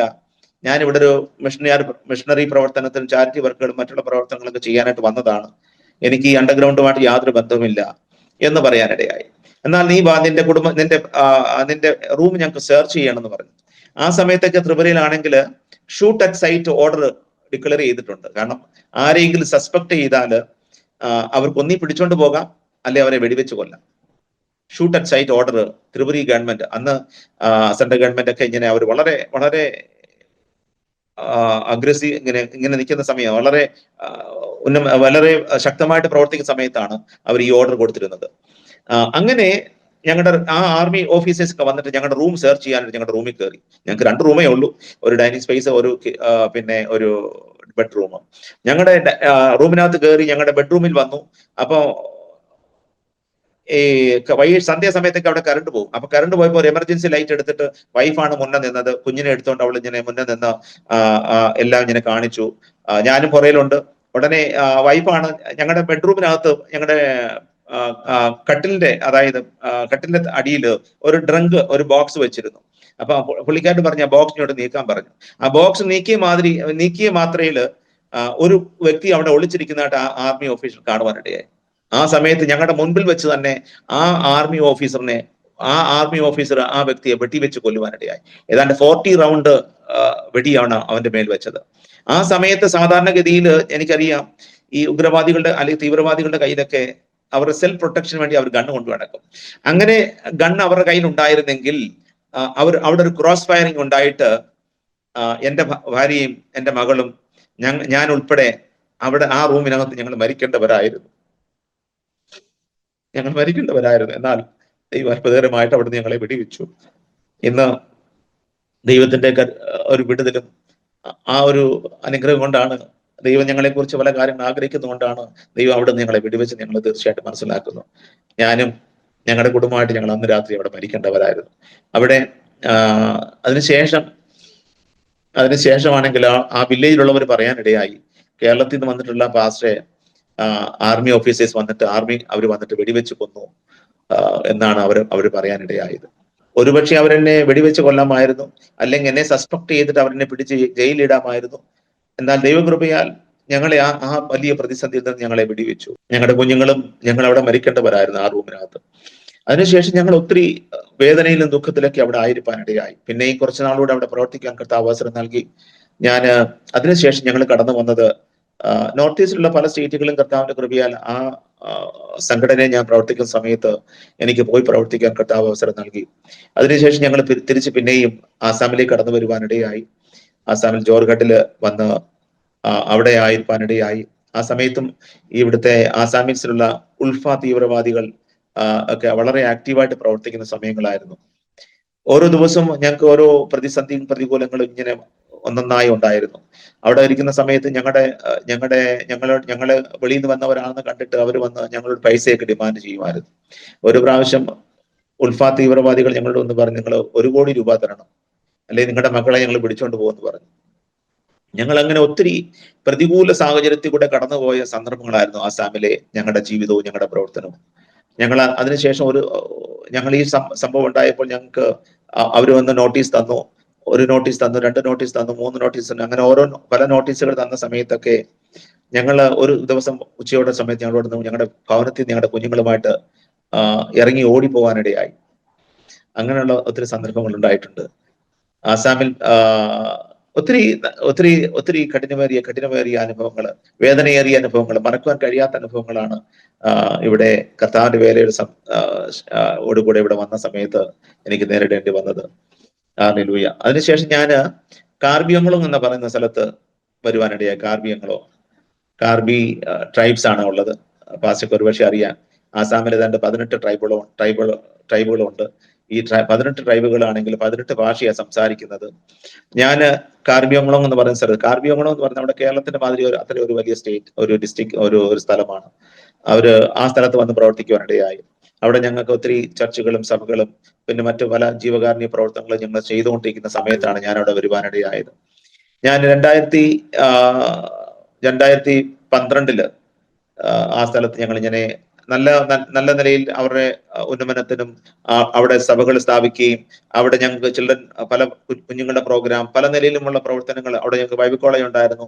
അങ്ങനെ പല നിലയിലും അങ്ങനെ പ്രവർത്തിച്ചുകൊണ്ടിരിക്കുന്ന സമയത്താണ് എനിക്ക് 2012 ജൂലൈ മാസം 23-ാം തീയതി പിന്നെയും ഒരു വലിയ പ്രതിസന്ധി കൂടെ കടന്നു പോകേണ്ട അവസരം വന്നത്. ആ സമയത്ത് ഞാനും വൈഫുമാണ് അവിടെ ഉള്ളത്. ആ സമയത്ത് ഞാൻ കുടുംബമായിട്ടാണ് അവിടെ കുഞ്ഞുങ്ങളുമായിട്ടാണ് അവിടെ കടന്നു പോയത്. പാസ്റ്റർ പറഞ്ഞ മാതിരി ആ സമയത്തൊക്കെ അവിടെ ഇൻഡെഫിനിറ്റ് ബന്ധാണ്. ഈ ബന്ധൊന്നും ഓപ്പൺ ആവും നമുക്ക് പറയാനൊക്കത്തില്ല. അതുകൊണ്ട് കുഞ്ഞുങ്ങളുടെ പഠിത്തം അവിടെ 2 സ്കൂളിൽ ഞങ്ങൾ ചേർത്ത് കുഞ്ഞുങ്ങളെ. അപ്പൊ 2 സ്കൂളിൽ കുഞ്ഞുങ്ങൾക്ക് പോകാനോ പഠിക്കാനോ ഒക്കാത്തൊരു വലിയ പ്രതിസന്ധി ഉണ്ടായി. ആ സമയത്ത് കുഞ്ഞുങ്ങളെ ഞാൻ തിരിച്ചു കൊണ്ടുവന്ന് നാട്ടിൽ നാട്ടിലൊരു സ്കൂളിൽ അഡ്മിറ്റ് ചെയ്യുവാനിടയായി. നാട്ടിൽ പഠിച്ചുകൊണ്ടിരിക്കുകയാണ് എന്റെ കുഞ്ഞുങ്ങൾ ആ സമയത്ത്. ഞങ്ങളുടെ കുഞ്ഞുങ്ങൾ തന്നെ 8-9 സ്കൂളുകളിൽ പഠിച്ചതിന് ശേഷമാണ് അവരുടെ കംപ്ലീറ്റ് അവരുടെ ഡിഗ്രിയൊക്കെ എടുക്കുവാനൊക്കെ ഇടയായി തീർന്നത്. അവരുടെ പഠിത്തം വലിയ പ്രതിസന്ധിയായിരുന്നു. അവർക്ക് വളരെ ദുഃഖമായിരുന്നു. കാരണം ഓരോ സ്കൂൾ മാറും തോറും അവരുടെ എൻവയോൺമെന്റും അവരുടെ ഫ്രണ്ട്സ് സർക്കിളൊക്കെ മാറുകയാണ്. അപ്പൊ പഠിത്തത്തിന് ഒത്തിരി മെന്റലിയും ഫിസിക്കലിയും അവർ വീക്ക് ആവുന്നു. എന്നാൽ ദൈവകൃപയാൽ കുഞ്ഞുങ്ങളുടെ പഠിത്തമൊക്കെ ഇന്ന് കുഞ്ഞുങ്ങൾ 2 പേരും പഠിത്തം കഴിഞ്ഞു. ദൈവകൃപയാൽ അവരെ ഒരു ഉന്നത തലത്തില് ആയിരിക്കാൻ കർത്താവ് ഇടയാക്കി. അത് ദൈവത്തിന്റെ വലിയ കൃപയാണ് കുഞ്ഞുങ്ങളുടെ മേലുള്ളത്. 2012 ഞാൻ കാർബിയംകുളം എന്ന് പറയുന്ന സ്ഥലത്ത് ഞാൻ പ്രവർത്തിച്ചുകൊണ്ടിരിക്കുമ്പോൾ അവിടെ ഈ കാർബി തീവ്രവാദികൾ ഭയങ്കര ആക്റ്റീവാണ്. ആ കാർബി തീവ്രവാദികൾ അവരുടേതായ ഉന്നമനത്തിന് വേണ്ടി ആ രാജ്യത്ത് ട്രൈബലിന്റെ ഉന്നമനത്തിന് വേണ്ടി ട്രൈബലിനെ അവരുടേതായ എല്ലാ തരത്തിലുമുള്ള അവരുടേതായ ആവശ്യങ്ങളൊക്കെ നിറവേറുവാൻ, അവരുടെ ഗവൺമെന്റിൽ നിന്ന് അവരെല്ലാ ആവശ്യങ്ങൾ പിടിച്ചെടുക്കുവാൻ നേടുവാനും ഒക്കെ ആയിട്ടാണ് അവർ ആ ഗ്രൂപ്പ് ഉണ്ടാക്കിയിരിക്കുന്നത്. അപ്പൊ ആ സമയത്ത് തന്നെ വേറെയും പല ഗ്രൂപ്പുകൾ ഇതിനകത്തുണ്ട്. ചെറിയ ഗ്രൂപ്പുകൾ, വലിയ ഗ്രൂപ്പുകൾ, അങ്ങനെ പല പല ഗ്രൂപ്പുകളുണ്ട്. അപ്പൊ കുറച്ച് ആൾക്കാർക്ക് ഇതൊരു പൈസ ഉണ്ടാക്കുന്ന ഒരു ബിസിനസ് കൂടെ. അപ്പൊ അങ്ങനെ ഞാൻ 2012 ജൂലൈ മാസം 23-ാം തീയതി ഞാൻ എന്റെ റൂമില് അന്ന് വെളിയിലൊക്കെ പോയി ഞങ്ങളുടെ പ്രവർത്തനങ്ങളൊക്കെ കഴിഞ്ഞ് റൂമിൽ വൈകിട്ട് വന്ന് റൂമിലായിരിക്കുമ്പോൾ അവിടെ വെച്ച് ഒരു 2-3 പേര് എന്റെ റൂമിലേക്ക് കയറി വരുവാനിടയായി. ഒരു 2-3 പേര് എന്റെ റൂമിലേക്ക് കടന്നു വന്നിട്ട് സന്ധ്യാസമയത്ത് പറഞ്ഞു, പാസ്റ്ററെ കാണുവാനും പാസ്റ്ററോട് സംസാരിക്കുവാനും 2-3 പേര് ഇവിടെ വന്ന് നിൽപ്പുണ്ട് എന്നോട് പറയാനിടയായി. അപ്പോൾ മോസ്റ്റ്ലി ഞാനവിടെ ആയിരിക്കുന്ന സമയത്ത് ഞങ്ങൾ അവിടെ പ്രവർത്തിക്കുന്ന പാസ്റ്റർമാരെയും ദൈവദാസന്മാരെയൊക്കെ ഞങ്ങൾക്ക് അറിയാം. ഞങ്ങളോട് ആരൊക്കെയാ വർക്ക് ചെയ്യുന്നത്, ആരൊക്കെ ഞങ്ങളോട് ഉണ്ട്, ഇതെല്ലാം ഞങ്ങൾക്ക് നല്ലപോലെ അറിയാം. അപ്പൊ ആ സമയത്ത് ഞാൻ പറയാനിടയായി അപ്പോൾ ആ സമയത്ത് ഞങ്ങളുടെ റൂമിൽ കടന്നു വന്ന ആ വ്യക്തികളെ എനിക്ക് മനസ്സിലായില്ല. അപ്പൊ ആ സമയത്ത് അത് ആരാ എന്തു എന്നൊക്കെ മനസ്സിലാക്കാനായിട്ട് ഞാൻ അവിടെ നിന്നുള്ള ഞങ്ങളുടെ കൂടെ വർക്ക് ചെയ്യുന്ന ചില ദൈവദാസന്മാരെ കൂടെ വിളിക്കാനായിട്ട് ഞാൻ ഫോൺ എടുത്ത് വെളിയിൽ നിൽക്കുമായിരുന്നു. അപ്പോൾ ഞാൻ അവരോട് പറഞ്ഞു, നിങ്ങൾ ഞങ്ങളുടെ റൂമിലേക്ക് കയറുക, റൂമിൽ നിന്ന് എന്തുവായാലും സംസാരിക്കാമല്ലോ, ഞങ്ങളുടെ ദേവദാസന്മാരെ കൂടെ വിളിക്കാം, നമുക്ക് ഒരുമിച്ച് സംസാരിച്ച് നിങ്ങൾ എന്താ പറയുവാനുള്ളത് വെച്ചാൽ പറയാനായിട്ട് ഞാൻ പറയുവാനിടയായി. ആ സമയത്ത് അവർ വെളിയിലോട്ട് കടന്നുപോയി, അവരുടെ ഗ്രൂപ്പിലുള്ള ആൾക്കാരെ വിളിക്കാനായിട്ട് കടന്നുപോയി. ഞാൻ വെളിയിൽ വന്നിട്ട് ഞങ്ങളുടെ റൂമിന്റെ വരാതെ നിൽക്കുകയായിരുന്നു. ആ സമയത്ത് ഈ ഗ്രൂപ്പിലെ അംഗങ്ങൾ വെളിയിൽ പോയി ആൾക്കാരെ കൂടെ വിളിച്ചോണ്ട് വന്നിട്ട് ഈ ഗ്രൂപ്പിന്റെ ഒരു ലീഡർ ഉണ്ടായിരുന്നു. ആ പുള്ളി എന്റെ നേരെ വന്നിട്ട് അദ്ദേഹം ഒരു ഗണ്ണെടുത്ത് എന്റെ നേരെ ചൂണ്ടിട്ട് പറഞ്ഞു, നീ ഇപ്പോൾ ഇറങ്ങണം, നിന്റെ വീട്ടിൽ നീ ഇപ്പോ ഇറങ്ങണം. ഒരു ഗണ്ണെടുത്ത് എന്റെ നേരെ ചൂണ്ടിട്ട് പറയുകയാണ്, നിന്റെ വീട്ടിൽ നിന്ന് ഇപ്പോ ഇറങ്ങണം, നിന്നെ ഇപ്പൊ വെടിവെച്ച് കൊല്ലുമെന്ന് പറഞ്ഞു. ഇത് പറയുകയും അയാൾ ഒരു ഗൺഫയർ ഒരു ബ്ലാങ്ക് ഫയർ ചെയ്തു, ഒരു വെടിവെക്കുകയും പിന്നെ 2 പേര് വന്ന് എന്റെ കൈ പിടിച്ചിട്ട് എന്റെ പുറയിലാണെങ്കിൽ ഗണ്ണ് വെച്ചിട്ട് എന്നെ അവിടുന്ന് പിടിച്ചോണ്ട് പോവുകയായിരുന്നു. അവര് ഒരു വാഹനമായിട്ടൊക്കെയാ വന്നത്, ഒരു വണ്ടിയായിട്ട് വന്നിട്ട് അവർ ആ വണ്ടിയിൽ എന്നെ കയറ്റി. പാസ്റ്റർ ആ സമയത്ത് ഉള്ളതുകൊണ്ട് പാസ്റ്റർക്ക് അറിയാമല്ലോ, ഇവിടെ ചില ഭാഗങ്ങളൊക്കെ നമ്മൾ ചെല്ലുകയാണെങ്കിൽ വനങ്ങളാണ്, വനത്തിൽ വന്യമൃഗമുണ്ട്, ആനയൊക്കെ ഉള്ള സ്ഥലങ്ങളാണ്. അപ്പൊ എന്നെ അവിടുന്ന് പിടിച്ച് അവർ നേരെ കാർബിയോങ്ലോങ് എന്ന അടിപ്പു ആ ഏരിയയിൽ തന്നെ കൊണ്ടുപോയി ഒരു നാഗാലാൻഡും ആസാമിന്റെ ബോർഡറിലുള്ള വനാന്തരങ്ങളിലേക്ക് എന്നെ കൊണ്ടുപോയി. അവിടെ വനാന്തരത്തിന്റെ അകത്ത് കൊണ്ട് റോഡിൽ കൊണ്ട് ചെന്നിട്ട് അവനോട് പറഞ്ഞു ഇറങ്ങാൻ പറഞ്ഞു, വണ്ടിയിൽ നിന്ന് ഇറങ്ങാൻ പറഞ്ഞു. ആ സമയത്ത് എന്റെ കയ്യിലുള്ള മൊബൈലും എന്റെ കയ്യിലുള്ള എല്ലാ കാര്യങ്ങളും അവർ പിടിച്ചെടുത്തിട്ട് പറഞ്ഞു, ഇന്ന് നിങ്ങളെ ഞങ്ങൾ കിഡ്നാപ്പ് ചെയ്തിരിക്കുക, നിന്നെ ഞങ്ങൾ പിടിച്ചോണ്ട് പോവുകയാണ്. നിങ്ങളെ പിടിച്ചോണ്ട് പോകുന്നതിന്റെ കാരണം എന്നതാന്ന് പറഞ്ഞ് അവിടെ നിങ്ങളുടെ സ്റ്റാഫിന്റെ കൈകളിൽ ലെറ്റർ കൊടുത്തിട്ടുണ്ട്. 60 ലക്ഷം രൂപയാണ് നിങ്ങൾ തരേണ്ടത്. അത് തന്നില്ലേ നിങ്ങളെ 3 ദിവസം ഞങ്ങൾ വെടിവെച്ച് കൊല്ലുന്നു പറഞ്ഞു. അങ്ങനെ എന്നെ അവിടുന്ന് ആ വനത്തിന്റെ നടുക്കുന്ന അവരെന്നെ പിടിച്ചുകൊണ്ട് 2 ആൾക്കാർ അവിടെ എന്റെ കൈക്ക് പിടിച്ചിട്ട് വനത്തിൽ കൂടെ 2 മണിക്കൂറോളം വനത്തിൽ കൂടെ അവരെന്നെ നടത്തി ഒരു വനത്തിന്റെ ഉള്ളിലേക്ക് എന്നെ കൊണ്ടുപോകാനിടയായി. അവിടെ കൊണ്ടുചെന്ന് ഒരു അവരുടേതായ ഒരു കുടിലുണ്ടായിരുന്നു. ആ കുടിലിൽ കൊണ്ട് എന്നെ ഇരുത്തുവാനിടയായി. അവിടെ ഇരുത്തിയിട്ട് എന്നോട് പറയുകയാണ്, 3 ദിവസത്തിനകം നിങ്ങളുടെ ആൾക്കാർ ഞങ്ങളുമായിട്ട് കോൺടാക്ട് ചെയ്യണം. 3 ദിവസത്തിനകം നിങ്ങളുടെ ആൾക്കാർ ഞങ്ങളുമായിട്ട് കോൺടാക്ട് ചെയ്ത് ആ പൈസ തരേണ്ട പൈസകൾ, ഞങ്ങൾ പറഞ്ഞിരിക്കുന്ന പൈസകൾ ഞങ്ങളുമായിട്ട് അത് ഹാൻഡ് ഓവർ ചെയ്യണം, അല്ലെങ്കിൽ നിങ്ങളെ 3 ദിവസത്തിനകം ഞാൻ വെടിവെച്ച് കൊല്ലും എന്ന് പറയുവാനിടയായി. പലപ്പോഴും ആ സ്ഥലത്തൊക്കെ ഞങ്ങൾ പ്രവർത്തിക്കുമ്പോൾ എന്നെ അറിയുന്ന അനേക ദൈവദാസന്മാര് എന്നോട് പറയാനിടയായി, പാസ്റ്ററെ നിങ്ങൾ വില്ലേജിലൊക്കെ പോകുമ്പോൾ സൂക്ഷിക്കണം, ഇവിടെ വലിയ പ്രതികൂല അങ്ങനെയുള്ള പ്രശ്നങ്ങളൊക്കെ ഉണ്ട്. തീവ്രവാദികൾ വളരെ ആൾക്കാരെ നോക്കി ഇങ്ങനെ അവരെ പിടിച്ചോണ്ട് പോവുകയും മറ്റുള്ള പല കാര്യങ്ങളും ചെയ്യുന്നുണ്ട്. അതുകൊണ്ട് പാസ്റ്റർ എപ്പോഴും സൂക്ഷിച്ച് വേണം പോകാൻ എന്നൊക്കെ അവരെന്നോട് പറയാനിടയായി. എങ്കിൽ തന്നെ ഞങ്ങളുടെ പ്രവർത്തനങ്ങളെ മാനിച്ചും കർത്താവിന്റെ വേലയെ മാനിച്ചുകൊണ്ട് ഞങ്ങൾ എപ്പോഴും ഫീൽഡിൽ പോവുകയും പ്രവർത്തിക്കുകയും പല നിലയിൽ ആ സമയങ്ങളൊക്കെ ഇവരെ ഞങ്ങൾ കണ്ടിട്ടുണ്ട്. ഞങ്ങൾ വൈകിട്ടൊക്കെ തിരിച്ച് ആ വില്ലേജിനൊക്കെ തിരിച്ചു വരുമ്പോൾ ഞങ്ങളുടെ വണ്ടിയൊക്കെ നിർത്തിയിട്ട് തടഞ്ഞു നിർത്തിയിട്ട് ചോദിക്കും, നിങ്ങൾ എവിടെ നിന്ന് വരുവാ, നിങ്ങൾ ഇവിടെ പോയതാണ്? അപ്പൊ ഞങ്ങൾ പറയും, ഞങ്ങൾ ഫാദേഴ്സ് ആണ്, ഞങ്ങളുടെ ഒരു പ്രവർത്തനത്തിന് പോയതാ.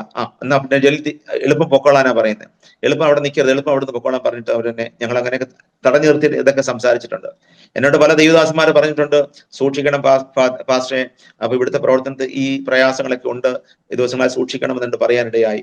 പല ദൈവദാസം അവിടെ ഒരു ഫാദർ എന്നോട് പറഞ്ഞു, ഞങ്ങളുടെ ഒരു ഫാദറെ പിടിച്ചോണ്ട് പോയിട്ട് മൂന്നിന്റെ അന്ന് അവർ വെടിവെച്ച് കൊല്ലുവാനിടയായി എന്ന് എന്നോട് പറയാനിടയായി.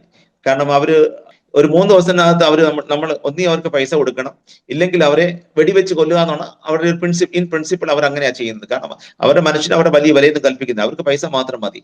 അങ്ങനെയാണ് ഞാൻ അവിടെ കടന്നു പോകാനിടയായി. അവിടെ അവർ എന്നെ പിടിച്ചോണ്ട് പോകാനിടയായി. ഞാൻ അവിടെ അവരെന്നെ പിടിച്ചോണ്ട് പോയതിനു ശേഷം ഞാൻ അവിടെ നിന്ന് എന്റെ പകുതി ജീവൻ, ഒരു പകുതി മരിച്ചൊരു വ്യക്തിയായിട്ടാണ് ഞാൻ അവിടെ ഇരുന്നത്. കാരണം അവരുടെ തോക്കിന്റെ മുൻപിൽ പറയുകയാണ്, നിന്നെ ഞങ്ങൾ വെടിവെച്ച് കൊല്ലും, 3 ദിവസത്തിനകം നീ പൈസ തന്നില്ല, നിന്നെ ഞങ്ങൾ വെടിവെച്ച് കൊല്ലും എന്നോട് പറയാനിടയായി. എന്നെ ഒത്തിരി, എന്റെ ഹൃദയത്തെയും മാനസികമായും ശാരീരികമായും ഞാൻ ഒത്തിരി തളർന്നുപോയി. ആ സമയത്ത് ഞാൻ ഇപ്രകാരം ചിന്തിക്കുവാനിടയായി, കർത്താവിന്റെ വേലയ്ക്ക് വേണ്ടി നോർത്ത് ഈസ്റ്റിൽ ഈ ആസാമിൽ വന്നിട്ട് ഇവരുടെ കൈകളാൽ ഞാൻ മരിക്കുവാനാണോ കർത്താവ് ആഗ്രഹിക്കുന്നത്? അങ്ങനെ ഞാൻ നെടുവേർപ്പെട്ട് കരഞ്ഞുകൊണ്ട് പ്രാർത്ഥിക്കുവാനിടയായി. ഞാൻ ആ സമയത്ത് എന്റെ വൈഫാണ് ഈ നാട്ടിലായിരുന്നു. നാട്ടില് കുഞ്ഞുങ്ങളുടെ റീഅഡ്മിഷനും മറ്റുള്ള കാര്യങ്ങൾക്കൊക്കെ വേണ്ടി അവർ നാട്ടിൽ എന്റെ വൈഫിന്റെ പേര് റീന എന്നാണ്, പുള്ളിക്കാരി നാട്ടിൽ വന്നിരിക്കുകയായിരുന്നു. എന്നാൽ ഞങ്ങൾ തമ്മിൽ എപ്പോഴും വിളിച്ച് സംസാരിക്കുകയും കാര്യങ്ങളൊക്കെ പറയുകയും വീട്ടിലെ ഞങ്ങൾ എപ്പോഴും ഡെയിലി ഫോൺ വിളിക്കുമായിരുന്നു, എന്നും വൈകിട്ട് ഫോൺ വിളിക്കുമായിരുന്നു. എന്നെ പിടിച്ചോണ്ട് പോയതിനു ശേഷം എന്റെ മൊബൈൽ അങ്ങ് സ്വിച്ച് ഓഫ് ചെയ്തു. അപ്പം ഒരു 3 ദിവസത്തോളം വൈഫ് എന്റെ മൊബൈലിലേക്ക് വിളിക്കുമ്പോൾ സ്വിച്ച് ഓഫ് ആണ്, എന്നെ കിട്ടുന്നില്ല. അപ്പൊ വൈഫിന് മനസ്സിലായി ഏതോ ചില കാര്യങ്ങൾ സംഭവിച്ചിട്ടുണ്ട് എന്ന് മനസ്സിലായി. എന്നിട്ട് വൈഫ് ആണെങ്കിൽ എന്റെ ഭാര്യ വേറെയും പല ദൈവദാസന്മാരെ ഫോൺ ചെയ്ത് വിളിക്കുവാനിടയായി. ഈ ഫോൺ ചെയ്യുന്ന ദൈവദാസന്മാരാണെങ്കിൽ ഫോൺ എടുത്ത് എന്താ പറയേണ്ടതെന്ന് അറിയാതെ അവരും വിഷമിച്ച്, അങ്ങനെ അവസാനം മിനിസ്ട്രിയുടേതായ ഒരു ഡയറക്ടർ ഉണ്ടായിരുന്നു, അദ്ദേഹത്തെ വിളിച്ച് സംസാരിക്കാനിടയായി. അപ്പൊ അദ്ദേഹം ഫോൺ എടുത്തിട്ട് പറഞ്ഞു, റീന, ഇന്ന പോലെ പാസ്റ്റർ പൊന്നച്ചന് ഒരു അബദ്ധം സംഭവിച്ചിട്ടുണ്ട്, പുള്ളിക്ക് വേണ്ടി ഞങ്ങൾ തെരഞ്ഞുകൊണ്ടിരിക്കുകയാണ്, റീന പ്രാർത്ഥിക്കണം, പുള്ളിക്ക് വേണ്ടി ഞങ്ങൾ തെരഞ്ഞുകൊണ്ടിരിക്കുകയാണ്, എത്രയും വേഗം ഞങ്ങൾ അദ്ദേഹത്തെ കണ്ടെത്തും എന്ന് പറയുവാനിടയായി. അപ്പോഴേ വൈഫിന് മനസ്സിലായി സംഗതി ഒരു പതിയെ പ്രതിസന്ധി കൂടെ കടന്നു പോവുകയാണ്. ഏതാണ്ട് ഈ വിഷയം വീട്ടിലറിയുന്ന സമയത്ത്, എന്റെ മാതാപിതാക്കന്മാരെ അറിയുന്ന സമയത്ത്, എന്റെ സഹോദരങ്ങളൊക്കെ ഒത്തിരി നെടുവീർപ്പോടെ കരയുവാനും പ്രാർത്ഥിക്കുവാനും, ഒരു മരണ വീട്ടിൽ അപ്രകാരമായിരിക്കും അപ്രകാരം ഒരു അവസ്ഥയിൽ അവരായിത്തീരുവാനിടയായി. വളരെ വളരെ പ്രയാസത്തോടു കൂടെ അവരായിരിക്കാനിടയായി. എൻ്റെ കൂടെ വർക്ക് ചെയ്യുന്ന ദേവദാസന്മാര്, ഞങ്ങളുടെ മിഷന്റെ പ്രവർത്തനത്തിന്റെ ആൾക്കാരൊക്കെ അനേകർക്ക് ലെറ്റർ ഇട്ട് ഇമെയിൽ അയച്ച് അനേകർ പ്രാർത്ഥിക്കുവാനും എനിക്ക് വേണ്ടി പ്രാർത്ഥിക്കാൻ തുടങ്ങി. എൻ്റെ ഈ അനുഭവ സാക്ഷ്യം ഇന്ന് നമ്മൾ ഗൂഗിളിൽ ഒന്ന് സെർച്ച് ചെയ്യുകയാണെങ്കിൽ pastor Ponnachan George kidnapping Assam അടിച്ചു നോക്കുകയാണെങ്കിൽ ഒത്തിരി പ്രാർത്ഥനാ വിഷയങ്ങൾ അവിടെ നമുക്ക് കാണുവാനും എൻ്റെ സാക്ഷ്യം അവിടെ കാണുവാനിടയായിത്തീരും. അങ്ങനെ 2012 എന്നെ ഈ അനുഭവം എൻ്റെ ജീവിതത്തെയും എൻ്റെ പ്രവർത്തനത്തെയും എന്നെ ഒത്തിരി തളർത്തിയ, ശാരീരികമായി മാനസികമായി ഞാൻ ഒത്തിരി തളർന്നു പോയ ഒരു സന്ദർഭമായിരുന്നു അത്. ഞങ്ങളുടെ കൂടെ പ്രവർത്തിക്കുന്നവരൊക്കെ ഏതാണ്ട് 5 ദിവസത്തോളം അവിടുത്തുകാരാണ്, അവിടുത്തെ ലോക്കൽസ് ആണ്. അവരറിയാവുന്ന എല്ലാ വില്ലേജുകൾ തോറും കയറി ഇറങ്ങി എന്നെ തിരഞ്ഞിട്ട് അവസാനം ഒന്നും കണ്ടെത്തുവാൻ കഴിഞ്ഞില്ല. അവർ പറഞ്ഞത് ഇതാണ്: പാസ്റ്റർ പൊന്നച്ചൻ ജോർജ് ജീവിച്ചിരിപ്പുണ്ടോ എന്ന് തന്നെ നമുക്ക് സംശയമാണ്, അങ്ങനെ ഒരു പ്രതിസന്ധിയിലാണ് നാം ആയിരിക്കുന്നത് എന്ന് പറയുവാനിടയായി. അപ്പോൾ ഞാൻ പ്രവർത്തിച്ചുകൊണ്ടിരുന്ന സംഘടനയുള്ള എല്ലാ ലീഡേഴ്സും അവരുടെ വർക്കുകളെല്ലാം നിർത്തിവെച്ചിട്ട് എനിക്ക് വേണ്ടി പ്രാർത്ഥിക്കുവാനിടയായി. ഇന്ന് വരെയും സുവിശേഷത്തിന് വേണ്ടി അനേകർ ജയിലിൽ കിടന്നിട്ടുണ്ട്. ഇന്നും അനേക കഷ്ടങ്ങൾ അനുഭവിക്കുന്നവരുണ്ട്. എന്നാൽ ഒരു വ്യക്തിയെ തീവ്രവാദികൾ പിടിച്ചോണ്ട് പോയെന്നൊക്കെ പറയുന്നത് ഒരു വലിയ സംഭവമാണ്. കാരണം അവർ തോക്കിന്റെ മുമ്പിൽ നമ്മൾ എന്ത് പറയാനാ? ഒരു പ്രാവശ്യം അല്ലെങ്കിൽ തോക്ക് ഒരു വെടിയേറ്റാൽ ആ സമയത്ത് അവിടെ നമ്മളെ മരണത്തെ മുഖാമുഖമായി കണ്ട സമയങ്ങളായിരുന്നു എൻ്റെ ജീവിതത്തിൽ. ഞാൻ ഏതാണ്ട് ഈ കാർബിയങ്കളോങ്ങിലേക്കുള്ള തീവ്രവാദികളാണെങ്കിൽ 3 ദിവസത്തിനകം അവർ എന്തെങ്കിലും ഫൈനലൈസ് ചെയ്യും. കാരണം ഇവരുടെ കൂടെ ഒരാളെ പിടിച്ചോണ്ട് പോയിട്ട് ഒത്തിരി ദിവസം ഇവരുടെ കൂടെ ആയിരിക്കുന്നത് തന്നെ ഇവർക്ക് പ്രശ്നമാണ്. അല്ലെങ്കിൽ പിന്നെ ആർമി ഓപ്പറേഷൻ വരും, പോലീസ് സെർച്ച് വരും, അങ്ങനെ പലവിധമായ പ്രശ്നങ്ങൾ വരുന്നതുകൊണ്ട് ഇവർ എത്രയും വേഗം ഒരാളെ പിടിച്ചോണ്ട് പോയി കാര്യങ്ങൾ ക്ലിയർ ആക്കി ഒന്നീ പൈസ അല്ലെങ്കിൽ അവരെ വെടിവെച്ച് കൊന്ന് അവരവിടെ കൊണ്ട് അത് തീർക്കുകയാണ് സാധാരണഗതിയിൽ ചെയ്യുന്നത്. എന്നാൽ എന്റെ സംഗതിയിൽ, എന്റെ കാര്യത്തില് 7 ദിവസത്തോളം ഞാൻ ഈ തീവ്രവാദികളുടെ കൂടെ വനാന്തരങ്ങളില് അവർ ഓരോ ദിവസവും എന്നെ വനത്തിന്റെ ഓരോ ഭാഗത്ത് കൊണ്ടിരുത്തുമായിരുന്നു.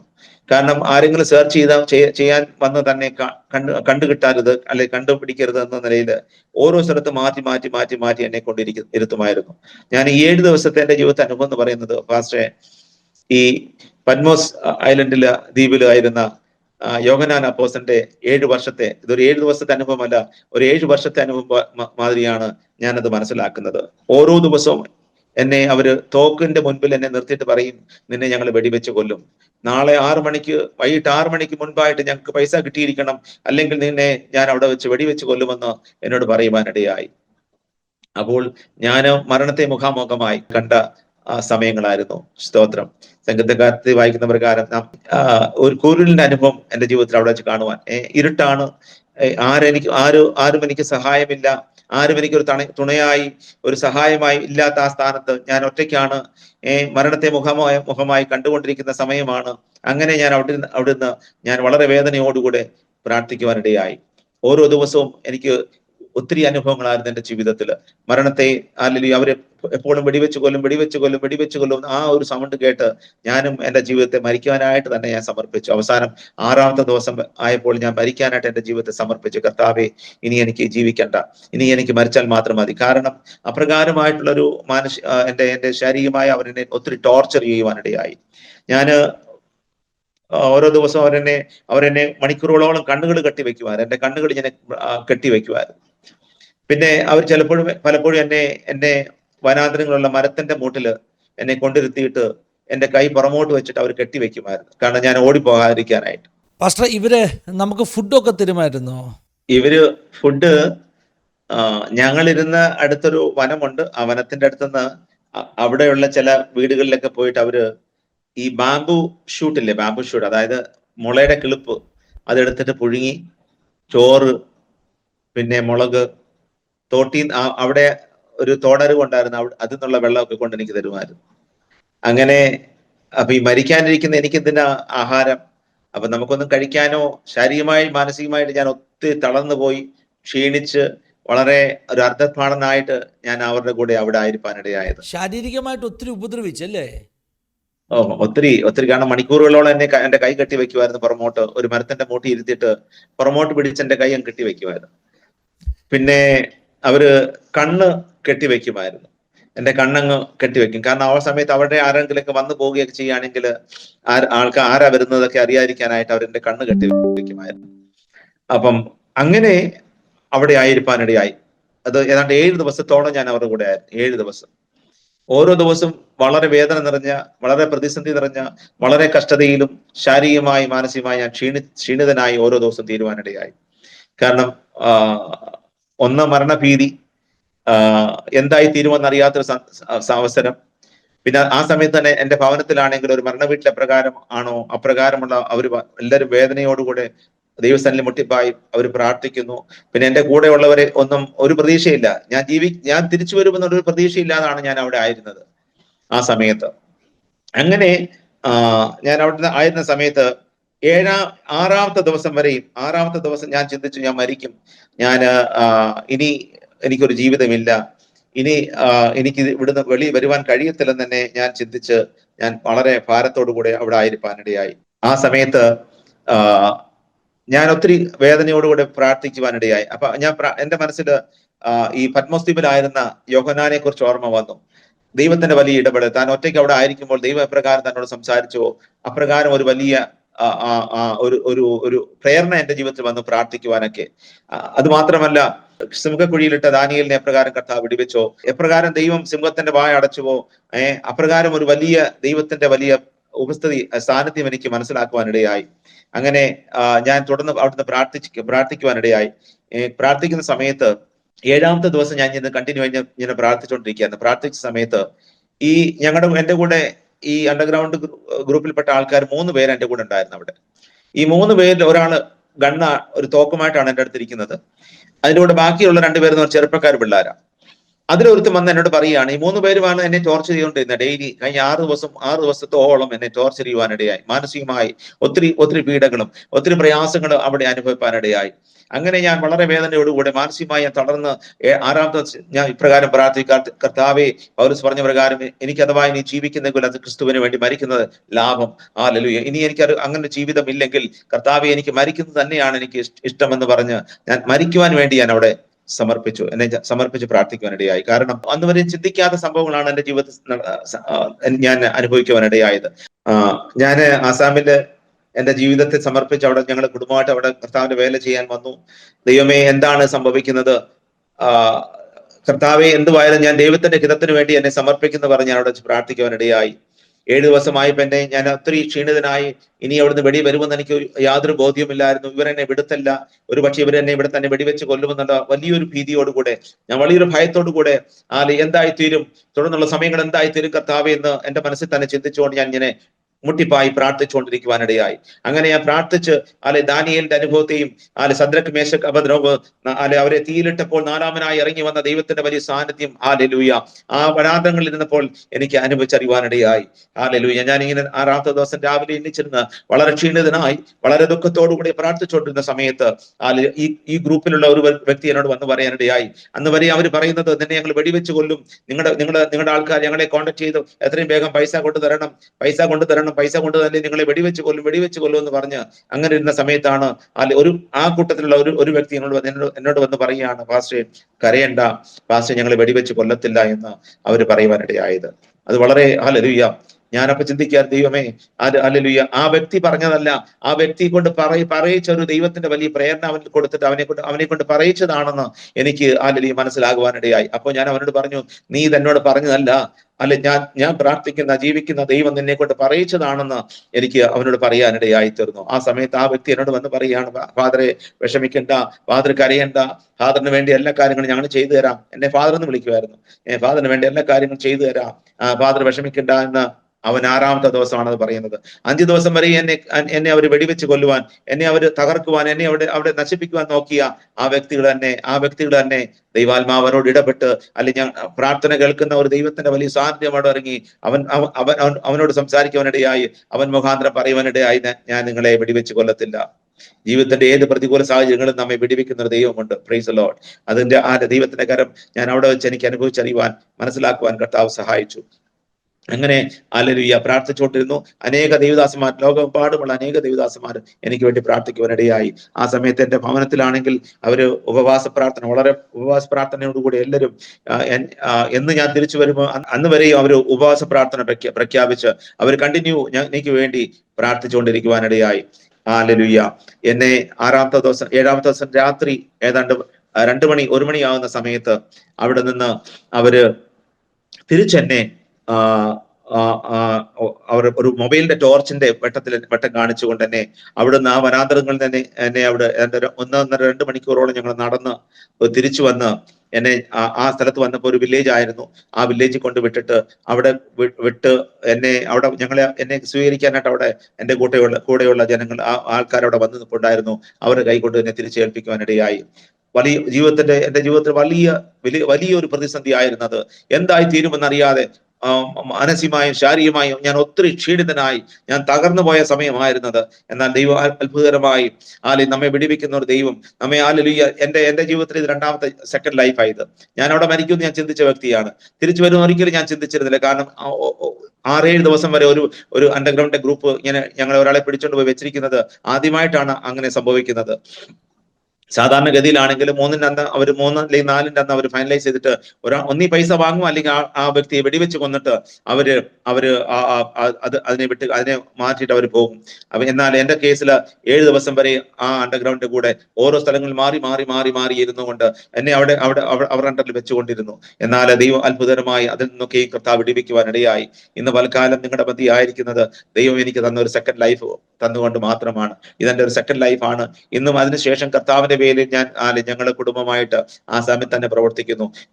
അതിന്റെ കാര്യം എന്ന് പറയുന്നത്, ആസാമിൽ എന്നെ കുറിച്ച് ചില കാര്യങ്ങൾ കർത്താവിന് ചെയ്തെടുക്കാനുള്ളത് കൊണ്ടാണ് ഇന്ന് പാലക്കാലം ആ സ്ഥലത്ത് ആ ദേശത്ത് തന്നെ പിന്നെയും മടങ്ങി വന്ന് കർത്താവിന്റെ പേരിലായിരിക്കുന്നത്. എന്റെ കുടുംബക്കാരും എന്റെ മാതാപിതാക്കന്മാരും എന്റെ സഹോദരങ്ങളും പറഞ്ഞു, ഇനി നീ തിരിച്ച് ആസാമിലേക്ക് പോകണ്ട, ആസാമിൽ പോയി പ്രവർത്തിക്കണ്ട എന്ന് പറയുവാനിടയായി. എന്നാൽ എന്നെ കർത്താവ് പിന്നെയും തിരിച്ച് ഈ സ്ഥലത്തേക്കാണ് കൂട്ടിക്കൊണ്ട് വന്നത്. അതിന്റെ കാരണം എന്ന് പറഞ്ഞാൽ എനിക്ക് ഇവിടെയുള്ള പ്രവർത്തനത്തോടും ഇവിടെയുള്ള ആൾക്കാരോടും ഒരു അപ്രകാരമുള്ളൊരു ഒരു സ്നേഹവും ഒരു കരുതലും അവരെ സ്നേഹിച്ച് അവരുടെ മധ്യ പിന്നെയും വന്ന് കടന്നു വന്ന് പ്രവർത്തിക്കുവാൻ അങ്ങനെ ഒരു പ്രേരണ എന്റെ മനസ്സിൽ പിന്നെയും തരുവാനിടയായി. ഞാൻ അതിനുശേഷം 2012 ശേഷം ഞാൻ ഇവിടുന്ന് ഒരു 1.5 വർഷത്തേക്ക് ഞാൻ വേറെ സ്ഥലത്ത് പോയി ജാർഖണ്ഡിൽ പോയി പ്രവർത്തിക്കാനിടയായി തീർന്നു. 3 ദിവസത്തെ ഉപവാസ പ്രാർത്ഥന ഇരുന്ന ദൈവാത്മാവ് എന്നോട് പിന്നെയും ഇടപെട്ടു. ദൈവാത്മാവ് എന്നോട് പിന്നെയും സംസാരിപ്പാനിടയായി. പാസ്റ്റർ നേരത്തെ ഇരുന്ന സ്ഥലങ്ങളിൽ തന്നെ പിന്നെയും ദൈവാത്മാവ് ഇത് കാണുകയാണ്. പിന്നെയും അവിടെ പോയി കർത്താവിന്റെ വേല ചെയ്യുന്നതായിട്ടും അവിടെ പോയി അവിടെയുള്ള ജനങ്ങളുടെ ഇടയ്ക്ക് പ്രവർത്തിക്കുന്നതായിട്ടൊക്കെ ദൈവാത്മാവ് എന്നോട് പറയുവാനിടയായി. അങ്ങനെ ഒരു ദൈവാലയത്തിന്റെ മുൻപിൽ എന്നെ പിന്നെയും കർത്താവിന്റെ വേലയ്ക്ക് വേണ്ടി സമർപ്പിച്ച് ഞാൻ ഇന്ന് പാലക്കാലം ഞങ്ങൾ ആയിരിക്കുന്നത് ബോഡോ തീവ്രവാദി എന്നൊക്കെ നമ്മൾ ഒരുപക്ഷെ കേട്ടിട്ടുണ്ട്. ആ ബോഡോ ലാൻഡിലാണ് ഞാൻ ആയിരിക്കുന്നത്. അവിടെ ഞങ്ങൾക്കൊരു സഭയുണ്ട്. ഞാൻ ഈ ദിവസങ്ങളായി ഷാരോൺ ഫെലോഷിപ്പ് ചർച്ചിന്റെ ഒരു നോർത്ത് ഈസ്റ്റ് റീജിയന്റെ ഒരു അംഗമായിട്ട് ഈ ദിവസങ്ങളായി ഞാൻ അവിടെ ആയിരിക്കുന്നത്. അവിടെ ഞങ്ങൾ ഈ ദിവസങ്ങളായി പ്രവർത്തിക്കുന്നു. അവിടെ ബോഡോ ജാതിയിൽപ്പെട്ട വിശ്വാസികൾ ഞങ്ങളുടെ ഫെലോഷിപ്പിൽ കടന്നു വരുന്നുണ്ട്. അപ്പോൾ തന്നെ ബീഹാറികള്, ബംഗാളികള്, ആദിവാസി ഗ്രൂപ്പിൽപ്പെട്ട അനേകര്, അങ്ങനെ പലരും ഈ ദിവസങ്ങളായി ഞങ്ങളുടെ ഗ്രൂപ്പിലേക്ക് കടന്നു വന്നുകൊണ്ടിരിക്കുന്നു. ഞങ്ങളുടെ ആരാധനയ്ക്കായി കടന്നു വന്നുകൊണ്ടിരിക്കുന്നു. ഞങ്ങൾ വർക്ക് ചെയ്യുന്നത് ഒരു മലയാളി ഏരിയയിലല്ല, കംപ്ലീറ്റ്ലി ഒരു നോൺ ക്രിസ്ത്യൻസ് ഏരിയയിലാണ് ഞങ്ങൾ പ്രവർത്തിക്കുന്നത്. എന്നാൽ അവരുടെ മധ്യയിലും കർത്താവിനെ സാക്ഷീകരിപ്പാൻ, ജീവിക്കുന്ന ഒരു ദൈവം ഉണ്ടെന്ന് അവരോട് പറഞ്ഞു കൊടുക്കുവാൻ, കർത്താവിന്റെ സാക്ഷിയായി ഈ ദിവസങ്ങളായി അവിടെ നിൽക്കുവാൻ ഞങ്ങൾക്കും സാധിക്കുന്നു, ഇടയായിക്കൊണ്ടിരിക്കുന്നു. അനേകര് ഈ ദിവസങ്ങളായി ദൈവസ്നേഹത്തെ ഈ ദിവസങ്ങളായി മനസ്സിലാക്കിക്കൊണ്ട് ഈ ജീവനുള്ള ഭാഗത്തേക്ക് കടന്നു വരുവാനൊക്കെയും കർത്താവ് അവസരം നൽകിക്കൊണ്ടിരിക്കുന്നു. അല്ലെങ്കിൽ അനേക മറ്റ് വിശ്വാസമുള്ളവർ പോലും പ്രാർത്ഥന ചോദിച്ചുകൊണ്ട് ഞങ്ങളുടെ അടുത്ത് കടന്നു വരാറുണ്ട്. ഞങ്ങൾ അവർക്ക് വേണ്ടി പ്രാർത്ഥിക്കാറുണ്ട്. ഈ ദിവസങ്ങളായി ദൈവമക്കളെ, ഞങ്ങളുടെ ആസാമിലെ പ്രവർത്തനത്തെ ഓർത്ത് പ്രാർത്ഥിക്കണമേ. ആസാമിൽ ഒരു വലിയ കർത്താവിന്റെ വേല ഈ ദിവസങ്ങളെ തികച്ചെടുക്കുവാൻ ദൈവം പിന്നെ എന്നെ കുടുംബത്തെയും ഞങ്ങളെ അവിടെ അയച്ചത് ദൈവത്തിന് ചില പദ്ധതികളും പ്ലാനുകളും അവിടെ ഉണ്ട്. തീർച്ചയായിട്ടും ഞങ്ങൾ അറിയുന്നു. അത് ഞങ്ങളിലൂടെ പൂർത്തീകരിക്കുവാൻ ദൈവജനത്തിന്റെ പ്രാർത്ഥന ഞാൻ ചോദിക്കുകയാണ്. ആസാമില് ഇപ്പോഴത്തെ നോർത്ത് ഇന്ത്യയിലുള്ള എല്ലാ സ്ഥിതിഗതികളും എല്ലാവർക്കും അറിയാമല്ലോ. ക്രിസ്ത്യാനികൾക്കും ആരാധിക്കുന്നവർക്കും ദൈവത്തെ വിളിക്കുന്നവർക്കെല്ലാം എതിരായിട്ട് ഒത്തിരി പ്രതികൂല സാഹചര്യമാണുള്ളത്. ആസാമിലെ ഗവൺമെന്റ് പോലും അങ്ങനെയുള്ള ഒരു പ്രതിസന്ധി ഉണ്ട് അവിടെയും. എങ്കിൽ തന്നെയും പ്രാർത്ഥിക്കുക. അതിന്റെ മധ്യയിലും കർത്താവിന്റെ വേല പൂർത്തീകരിക്കുവാൻ, കർത്താവിന് വേണ്ടി പിന്നെയും അനേകരെ ദൈവസ്നേഹത്തെ കൂട്ടിക്കൊണ്ടുവരുവാൻ കർത്താവ് ഇടയാക്കേണ്ടതിന് വേണ്ടി ദൈവമക്കളെ നിങ്ങൾ പ്രാർത്ഥിക്കണമേ. എന്റെ ജീവിതം, എന്റെ ചെറിയ സാക്ഷ്യം ഇതാണ്. ഞാൻ ചെറുതായിട്ടാണ് പറഞ്ഞത്, ഒരു ചെറിയ ഇതായിട്ട് ഞാൻ പറഞ്ഞതാണ്. എന്റെ ഗുരുവാദികളൊക്കെ എന്നെ പിടിച്ചുകൊണ്ട് പോയ സമയത്തുള്ള 7 ദിവസത്തെ അനുഭവം എന്ന് പറയുന്നത്, ഓരോ ദിവസവും വളരെ ദുഃഖവും പ്രതിസന്ധിയും പ്രതികൂലങ്ങളും കഷ്ടങ്ങളും വളരെ ദുഃഖങ്ങളും നിറഞ്ഞ അവസരങ്ങളായിരുന്നു. ഞാൻ തിരിച്ചു വരുമെന്ന് അറിയത്തില്ലായിരുന്നു. എന്നാൽ പിന്നെയും കർത്താവ് ഒരു പുതിയ ജീവിതം എനിക്ക് തന്ന്, പിന്നെയും ഈ ദിവസങ്ങളായി ഞാൻ ആസാമിൽ അവരുടെ ഇടയ്ക്ക് തന്നെ പ്രവർത്തിക്കുവാൻ, എനിക്ക് എതിരായിട്ട് പ്രവർത്തിച്ച ഗ്രൂപ്പിന്റെ തന്നെ അവരുടെ ഇടയ്ക്ക് തന്നെ പ്രവർത്തിക്കുവാൻ കർത്താവ് എനിക്ക് അവസരം നൽകി. പിന്നെ അവരെ ആ ദൈവ സ്നേഹത്തില്, ദൈവം സ്നേഹമാണ്, ദൈവം ഹല്ലേലൂയ, ഓരോരുത്തരെയും ദൈവം വിടിവിക്കുന്നു എന്നുള്ള സന്ദേശം, ദൈവത്തിന്റെ സ്നേഹത്തിന്റെ സന്ദേശം അവരുടെ ഈ ദിവസങ്ങളായി പിന്നെയും ഞങ്ങൾ പറയുവാനും അവരുടെ ഇടയ്ക്ക് പോയി ഷെയർ ചെയ്യുവാനും അവരെ ആ സ്നേഹത്തിലേക്ക് ആകർഷിക്കുവാനും ഒക്കെ കർത്താവ് ദിവസങ്ങളായി സാധിച്ചുകൊണ്ടിരിക്കുന്നു.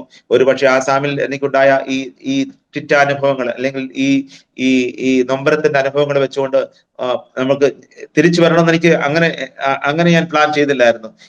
പലരും പറഞ്ഞ് പോകണ്ടെന്ന് പറഞ്ഞു, എന്റെ മാതാപിതാക്കന്മാർ പറഞ്ഞു, നിങ്ങൾ ഇനി അവിടേക്ക് പോകണ്ട എന്ന് ഇന്നും അത് പറഞ്ഞുകൊണ്ടിരിക്കുകയാണ്. എന്നാൽ ദൈവത്തിന്റെ വലിയ പ്ലാൻ പ്രകാരമാണ് ഈ ദിവസങ്ങളായി ഞങ്ങൾ ആസാമിലായിരിക്കുന്നത്. ആസാമിലെ ഞങ്ങളുടെ പ്രവർത്തനങ്ങളെ ഓർത്ത് പ്രാർത്ഥിക്കണമേ. എന്റെ ഈ സാക്ഷ്യം കേൾക്കുന്ന നിങ്ങളോട് എനിക്ക് പറയാനുള്ളത്, ആസാമിലെ പ്രവർത്തനത്തെ ഓർത്ത് പ്രാർത്ഥിക്കുക. കാരണം എന്റെ ജീവിതം കൊണ്ട് ആസാമിൽ ഒരു കൂട്ടം ജനം യേശു കർത്താവിന്റെ സ്നേഹത്തെ അറിയുന്നെങ്കിൽ അതാണ് എനിക്ക് വളരെ സൗഭാഗ്യം. അതാണ് എന്റെ ജീവിതത്തിലെ ഏറ്റവും ഉത്തമമേറിയ കാര്യമെന്ന് ഞാൻ വിശ്വസിക്കുന്നു. അതിനായിട്ട് കർത്താവിനെ വിളിച്ചിരിക്കുന്നു. ഞാനും കുടുംബമായിട്ട് ഈ ദിവസങ്ങളായിട്ട് ഞങ്ങൾ ആസാമിലായിരിക്കുന്നു. ഞങ്ങളെ ഓർത്ത് പ്രാർത്ഥിക്കണമേ എന്ന് പറഞ്ഞുകൊണ്ട് എന്റെ ചെറിയ സാക്ഷ്യം ഞാൻ ഇവിടെ നിർത്തുന്നു. ദൈവം നമ്മെ എല്ലാവരെയും അനുഗ്രഹിക്കുകയും സഹായിക്കുകയും ചെയ്യട്ടെ. എനിക്കറിയാം പാസ്റ്റർക്ക് അനുഭവങ്ങൾ പറയാനുണ്ടെന്നുള്ളത് എനിക്കറിയാം. കാരണം ഒരു ജീവിതകാലം അനുഭവിച്ചത്, ദൈവത്തെ രുചിച്ചറിഞ്ഞതൊക്കെ 1 മണിക്കൂർ കൊണ്ടൊന്നും പറഞ്ഞു തീർക്കാൻ ഒക്കത്തില്ലെന്നറിയാം. ഞങ്ങൾക്ക് കേൾക്കാൻ സമയമുണ്ട് കേട്ടോ പാസ്റ്റർ എനിക്കറിയാം. പാസ്റ്റർ ഇപ്പം ദുബൈയിൽ അല്ലേ, ഷാർജയിലോ? ഞാൻ ദുബൈയില് വിസിറ്റിങ്ങിന് വേണ്ടി പാസ്റ്റർ പോയിരിക്കുകയാണ്. പാസ്റ്റർക്ക് വളരെ തിരക്കുള്ള സമയത്തിൻ്റെ ഇടയ്ക്കാണ് നമുക്ക് അല്പം സമയങ്ങൾ പാസ്റ്റർ വേർതിരിച്ച് നൽകിയത്. പ്രാർത്ഥിക്കുകയാണ് ദുബൈയിലുള്ള ചർച്ചുകൾക്ക് പാസ്റ്ററുടെ ഈ വിസിറ്റ് വലിയൊരു അനുഗ്രഹത്തിന് കാരണമായി തീരട്ടെ.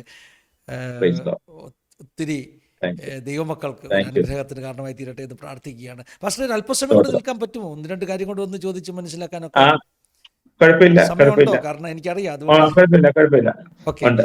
ഓക്കെ പാസ്റ്ററെ, അപ്പം എനിക്കറിയാം പാസ്റ്ററെ, ഈ തീച്ചൂളയിലൂടെയൊക്കെ നമ്മൾ കടന്നുപോയി. ആസാമിലെ ജീവിതം ഒക്കെ ഞാനത് ചെറിയ പ്രായത്തിൽ എൻ്റെ ഓർമ്മകളുണ്ട്. ആ ചെറിയ പ്രായത്തിൽ സ്ഥിരമായിട്ട് കർഫ്യൂ ഉണ്ടാകുന്നത് ഞാൻ ഓർക്കുന്നു. ഈ ഷൂട്ട് അറ്റ് സൈറ്റ് എന്ന് പറഞ്ഞാൽ അന്ന് ആസാമിലും ഉള്ളൊരു സമയമൊക്കെ ഉണ്ടായിരുന്നു. പ്രത്യേകിച്ച് ഉൾഫ പ്രശ്നങ്ങളൊക്കെ ഉണ്ടായിരിക്കുന്ന സമയത്ത് പിന്നീട് അവരൊക്കെ സമൂഹത്തിൻ്റെ മുഖ്യധാരയിലേക്ക് വന്ന്, എനിക്കൊന്ന് രാജീവ് ഗാന്ധിയുമായിട്ടുള്ള ഒരു പീസ് കോമ്പാറ്റ് ഒക്കെ ഉണ്ടാക്കി. പ്രഫുല്ല കുമാർ മൊഹന്തോ അല്ലേ? പ്രഫുല്ല കുമാർ മൊഹന്തോ ആണെന്ന് എൻ്റെ ഓർമ്മ. ആ സമയത്തൊക്കെ ഉൾഫയുടെയോ ആസാം വിമോചിപ്പിക്കാനുള്ള ശ്രമങ്ങളൊക്കെ എൻ്റെ കുട്ടിക്കാല ഓർമ്മകളിലുണ്ട്. പാസ്റ്റർ, ഞങ്ങൾ തേസ്പൂരിൽ താമസിക്കുമ്പോൾ, ഇന്നും തേസ്പൂരിൽ ആ ഒരു ചെറിയ മിഷൻ ഹോസ്പിറ്റൽ മാത്രമേ ഉള്ളൂ. ഒരു ചെറിയ മിഷൻ ഹോസ്പിറ്റൽ. എന്തെങ്കിലും നല്ല അസുഖം വന്നാൽ ഗുവാഹട്ടി പോകണം. അതാണ് അസാമിലെ അന്നും ഇന്നും ഒക്കെയുള്ള അവസ്ഥയെന്ന് എനിക്ക് തോന്നുന്നത്. അപ്പോൾ പാസ്റ്റർ, ആസാമിൽ ഇന്നും ആണെങ്കിൽ മെഡിക്കൽ ഫെസിലിറ്റി ആൾക്കാർ ഫർദർ ട്രീറ്റ്മെന്റ് എപ്പോഴും പോകുന്നത് ഹൈദരാബാദ്, ബാംഗ്ലൂർ അല്ലെങ്കിൽ വെല്ലൂർ, CMC-യിലേക്ക് അവർ പോകുന്നത്. ഇവിടുത്തെ നല്ല ട്രീറ്റ്മെന്റ് കാര്യങ്ങൾ. അതെ, അല്ലാതെ അവിടെ അടുത്തൊന്നും ഇല്ല. നല്ല ഇവിടെ നല്ല ഇപ്പോഴും ഈ മെഡിസിന്റെ ഒത്തിരി ഹോസ്പിറ്റലൊക്കെ ഉണ്ടെങ്കിൽ തന്നെയും, പക്ഷെ ഒരു മെഡിക്കൽ നല്ലൊരു ഫെസിലിറ്റി ഇവിടെ പലയിടത്തും കുറവാണ്. ഞങ്ങൾ താമസിക്കുന്ന സ്ഥലത്ത് തന്നെ കുറവാണ്. പാസ്റ്ററുടെ ഞാൻ എന്താ പറഞ്ഞതെന്നറിയാം, അങ്ങനൊരു സാഹചര്യത്തിൽ ജീവിക്കുമ്പോൾ ദൈവത്തിൻ്റെ പ്രൊവിഷൻ, ദൈവത്തിൻ്റെ കരുതൽ, വിടുതലുകൾ അനുഭവിച്ച് ഒത്തിരി അനുഭവങ്ങൾ ഉണ്ടാകുമല്ലോ. അങ്ങനെ എന്തെങ്കിലും മറക്കാനാവാത്ത 1-2 കാര്യങ്ങൾ കൂടെ നമ്മുടെ പ്രേക്ഷകർക്ക് വേണ്ടി പറയുകയാണെങ്കിൽ, ഈ കർത്താവിന് വേണ്ടി കഷ്ടമനുഭവിച്ച തീവ്രവാദികളുമായിട്ടുള്ള ആ ഒരു അനുഭവമൊക്കെ പറഞ്ഞു. എന്നാൽ വ്യക്തിപരമായ ജീവിതത്തിൽ ദൈവം നമ്മെ നടത്തിയ, ദൈവം കരുതിയ കരുതലുകൾ, ദൈവത്തിൻ്റെ പ്രൊവിഷന്, ദൈവത്തിൻ്റെ വിടുതലുകൾ, അങ്ങനെ എന്തെങ്കിലും ഓർമ്മ വരുന്ന 1-2 എണ്ണം കൂടെ പറയുകയാണെങ്കിൽ അനുഗ്രഹമായിരിക്കും. തീർച്ചയായിട്ടും. ആക്ച്വലി ഞങ്ങള് അസാമിൽ പ്രവർത്തിക്കുന്ന സമയത്ത് ഈ ദിവസങ്ങളായിട്ട് ഞങ്ങൾ സംഭവിക്കുന്ന കാര്യങ്ങൾ 1-2 ഒരു കാര്യം ഞാൻ പറയാം. ഞങ്ങള് ഇപ്പോൾ ആയിരിക്കുന്ന ഫെലോഷിപ്പില് ഞങ്ങളെ സഹായിക്കുന്ന 1-2 പേര് ചെറിയ സഹായങ്ങളൊക്കെ ചെയ്യുന്നുണ്ട്. ഞങ്ങളുടെ ആരാധനയ്ക്ക് കടന്നു വരുന്ന എല്ലാ ദൈവമക്കൾക്കുമാണെങ്കിൽ ഞങ്ങള് ആഹാരം അവർക്ക് വേണ്ടി ഞങ്ങൾ കൊടുക്കുമായിരുന്നു. അവർക്ക്, കാരണം അവര് വില്ലയിൽ നിന്നൊക്കെ കടന്നു വരുന്ന ആൾക്കാർ ഞങ്ങളുടെ പ്രയത്നം വരുമ്പോൾ അവർ തിരിച്ചു പോയി പിന്നെ പോയി ആഹാരമൊക്കെ ഉണ്ടാക്കി വെച്ച് കഴിക്കാനൊക്കെയുള്ള അങ്ങനെ ചെയ്യുകയാണെങ്കിൽ തന്നെ അവർ തിരിച്ചു പോകുമ്പോൾ സന്ധ്യയാകുമ്പോഴായിരിക്കും അവർ പോയി കഴിക്കാനൊക്കെ ഒക്കുകയുള്ളൂ. ഞങ്ങൾ അവർക്ക് വേണ്ടി ഞങ്ങൾ അതുകൊണ്ട് വരുന്ന ആരാധന കഴിഞ്ഞ് ആരാധനയ്ക്ക് ശേഷം അല്പം ആഹാരം കൂടെ ഞങ്ങൾ പാകം ചെയ്ത് കൊടുത്ത് അവർ കഴിച്ച് തൃപ്തിയോടുകൂടെയാണ് അവരെല്ലാം പോകുന്നത്. ഞങ്ങളുടെ സഭയിൽ കടന്നു വരുന്ന മിക്കവാറും എല്ലാം പാവം പിടിച്ച ആൾക്കാരാണ്. ഒന്ന് രണ്ട് വിധവമാരുണ്ട്. അങ്ങനെ ഒത്തിരി ഒത്തിരി പാവം പിടിച്ച ആൾക്കാരാണ് ഞങ്ങളുടെ സഭയിൽ കടന്നു വരുന്നത്. ഈ സഭയിൽ കടന്നു വരുന്ന പലർക്കും ഞങ്ങള് ആഹാര പദാർത്ഥങ്ങളൊക്കെ അവർക്കൊന്നും കഴിക്കാനില്ലാത്തതുകൊണ്ട് പലപ്പോഴും അവർ ഞങ്ങളൊക്കെ വന്ന് പൈസ ചോദിക്കും. ഇപ്പോഴും ഞങ്ങൾ രണ്ട് കുടുംബത്തിൽ ഞങ്ങള് അവർക്ക് എല്ലാ മാസവും അല്പ പ്രൊവിഷനൊക്കെ ഞങ്ങൾ വാങ്ങിച്ചു കൊടുക്കാറുണ്ട്, ഗ്രോസറി ഒക്കെ വാങ്ങിച്ചു കൊടുക്കാറുണ്ട്. കാരണം അവർക്ക് വേറെ ഒരു ആനുകൂല്യമോ അല്ലെങ്കിൽ വേറെ ഒരു നല്ല സ്ഥായിയായ ജോലിയോ മറ്റൊന്നും ഇല്ലാത്ത കാരണത്താൽ അവർ പലപ്പോഴും അവര് വളരെ ദുഃഖത്തിൽ കൂടെ കടന്നു പോകുന്നത്, അതായത് പട്ടിണി കൂടെ കടന്നു പോകുന്നത്. ഒരു പ്രാവശ്യം കാണാൻ അതെനിക്ക് മനസ്സിലാക്കാൻ കഴിഞ്ഞത്, ഞങ്ങളുടെ ഒരു ട്യൂഷൻ സെന്റർ പോലെ ഒരു സൺഡേ സ്കൂൾ ട്യൂഷൻ അങ്ങനെ പഠിപ്പിക്കുന്ന ഒരു ഗ്രൂപ്പ് ഉണ്ടായിരുന്നു, ഒരു സ്ഥലം ഉണ്ടായിരുന്നു ഞങ്ങൾക്ക്. അവിടെ ഇപ്പോഴും അത് ഞങ്ങൾ പലപ്പോഴും ചെയ്യാറുണ്ട് കുഞ്ഞുങ്ങളുടെ ഇടയ്ക്ക്. അപ്പൊ ഇവർക്ക് ഈ ട്യൂഷനും ഇവർക്ക് വേണ്ട കാര്യങ്ങളൊക്കെ പറഞ്ഞു കൊടുക്കുമ്പോൾ അനേക കുഞ്ഞുങ്ങൾ അവിടെ കടന്നു വരുവാനായി. ആ സമയത്ത് ഈ ഞങ്ങളുടെ ഫെലോഷിപ്പ് കടന്നു വരുന്ന ഒരു മോളാണെങ്കിൽ 2 ദിവസം അവള് വന്നില്ല. 2 ദിവസം വരാതിരുന്നപ്പോൾ ഞങ്ങൾ പിന്നെ ആ ഒരു ഭവനത്തിൽ ചെന്നപ്പോൾ ഞങ്ങൾ ചോദിച്ചു, എന്താ 2 ദിവസം മോള് വരാഞ്ഞത്, കുഞ്ഞെന്താ വരാഞ്ഞത് ചോദിച്ചപ്പോൾ അവര് പറഞ്ഞത്, 2 ദിവസം ഞങ്ങളൊന്നും കഴിച്ചില്ല, ഒന്നുമില്ലായിരുന്നു കഴിക്കാൻ എന്ന് പറയാനിടയായി. ഞങ്ങൾ പ്രാർത്ഥിച്ച കർത്താവ്, ഞങ്ങൾക്ക് ഒന്നുമില്ല, ഒരു നേരം കർത്താവ് ഞങ്ങൾക്ക് തരുന്നുണ്ടല്ലോ, ഒരു നേരത്തെ ആഹാരം ഞങ്ങൾക്ക് കഴിക്കാനുണ്ട്, അവർക്ക് ഒരു നേരം പോലും ഇല്ലായിരുന്നു കേട്ടപ്പോൾ എനിക്ക് മനസ്സ് ഞങ്ങൾ ഒത്തിരി തകർന്നു പോയി. ഞാൻ ഉടനെ തന്നെ എന്റെ കയ്യിൽ പൈസ ഒന്നും ഇല്ലായിരുന്നു. അടുത്തൊരു കട, എനിക്ക് അറിയുന്ന കടയുണ്ടായിരുന്നു, ഒരു ബംഗാളിന്റെ കട. ഞാൻ അവിടെ പോയി, ദാദാ എനിക്ക് കുറച്ച് സാധനങ്ങൾ വേണം. അപ്പൊ എന്നോട് പറഞ്ഞു, കുഴപ്പമില്ല സാറേ കൊണ്ടുപോക്കോ എന്നോട് പറഞ്ഞ് ഞാൻ അവിടുത്തെ കുറച്ച് ഗ്രോസറി, കുറച്ച് പ്രൊവിഷൻ സാധനങ്ങളൊക്കെ വാങ്ങിച്ച് ആ കുടുംബത്തിൽ കൊണ്ടുകൊടുക്കാനിടയായിരുന്നു. അന്ന് മുതൽ ഞങ്ങൾ ഇന്ന് വരെയും ആ കുടുംബത്തിന് വേണ്ടി ഞങ്ങള് എല്ലാ മാസവും ചുരുങ്ങിയതായ ഒരു ചെറിയ തുകയുടെ, ഞങ്ങൾക്ക് അങ്ങനെ വലുതൊന്നും ഇല്ലെങ്കിൽ തന്നെ ഞങ്ങള് ഉള്ളതിനകത്ത് ഞങ്ങൾക്ക് ചെറിയൊരു പ്രതിഫലം ആ വീട്ടുകാർക്ക് ഞങ്ങൾ വാങ്ങിച്ചു കൊടുക്കാറുണ്ട്. അങ്ങനെയാണ് ഞങ്ങളുടെ ഫെലോഷിപ്പിൽ കഴിഞ്ഞ ചില മാസങ്ങൾക്ക് മുൻപ് ഞങ്ങള് പിന്നെ അവർക്ക് സൺഡേ ആണ് ആരാധനയ്ക്ക് കടന്നു വരും. അപ്പൊ അവർക്ക് ഫുഡ് കൊടുക്കണമല്ലോ. അപ്പോ ആഹാരം കൊടുക്കാനായിട്ട് ഞാൻ നോക്കിയപ്പോൾ അരിയുണ്ട്, മറ്റുള്ള കാര്യങ്ങളൊക്കെ ഉണ്ട്, ഡാലൊക്കെ ഉണ്ട്, എന്നാൽ എന്തെങ്കിലും ഒരു കറിയായിട്ട് എന്തെങ്കിലും കൊടുക്കണമല്ലോ. അങ്ങനെ നോക്കിയപ്പോൾ എന്റെ ചുരുക്കം ശാല പൈസ ഉണ്ടായിരുന്നുള്ളൂ. അപ്പൊ അത് കഴിഞ്ഞാൽ എന്റെ പിന്നെ ഒന്നുമില്ല. അങ്ങനെ ഞങ്ങൾ ചിന്തിച്ച് ഇങ്ങനെ ഞാൻ ഇരുന്നു. എന്നാ വൈഫ് പറഞ്ഞ, അച്ഛാ എന്നാ കുഴപ്പമില്ല, നമുക്ക് അതുകൊണ്ട് വാങ്ങിച്ചു കൊടുക്കാം, അവർക്ക് കൂടുതൽ കർത്താവ് നമുക്ക് വേണ്ടി തരുമെന്ന് പറഞ്ഞ് ഞാൻ അത് പോയി, അത് അവർക്ക് എന്റെ കയ്യിലുള്ള ആ പൈസ കൊടുത്ത് ഞാൻ ഇച്ചിരി ചിക്കൻ വാങ്ങിച്ചു, അല്ലെങ്കിൽ കോഴിയിറച്ചി വാങ്ങിച്ച് എല്ലാവർക്കും കറി വെച്ച് അന്ന് കൊടുക്കുവാനിടയായി. അങ്ങനെ കൊടുത്ത് അവർ വളരെ സന്തോഷമായിട്ട് കടന്നുപോയി. അപ്പൊ പിറ്റേ ആഴ്ച ഇനി എങ്ങനെ ഞങ്ങളുടെ കാര്യങ്ങളൊന്നും ഞങ്ങൾക്ക് അറിയത്തില്ലായിരുന്നു. അങ്ങനെ ഞങ്ങൾ അവിടെ ആരാധന എല്ലാം കഴിഞ്ഞു. എങ്ങനെ ഇരുന്ന സമയത്താണ് അവിടെയുള്ള ഒരു ബംഗാളി കുടുംബം ഞങ്ങളുടെ ചർച്ചയിൽ വരുന്നുണ്ട്. ആ ബംഗാളി കുടുംബം അവര് കഴിഞ്ഞ 1 വർഷത്തെ ഏതാണ്ടൊരു സംഭാവന അവരാർക്കും കൊടുത്തിട്ടില്ല എന്ന് പറഞ്ഞിട്ട് എന്റെ കൈ കൊണ്ട് ഒരു കവർ തരുവാനിടയായി. ദൈവം അങ്ങനെയൊക്കെ വളരെ അത്ഭുതകരമായി പലപ്പോഴും ഞങ്ങളെ അവിടെ നടത്തുന്നു. ഇന്നും മാസത്തിന്റെ അവസാനമൊക്കെ വരുമ്പോൾ ഞങ്ങളുടെ കയ്യിലൊന്നും കാണത്തില്ല, എങ്കിൽ തന്നെയും ദൈവം വലിയവൻ ഞങ്ങളെ നടത്തുന്നു. അതിൽ സന്തോഷമുണ്ട്. സ്തോത്രം.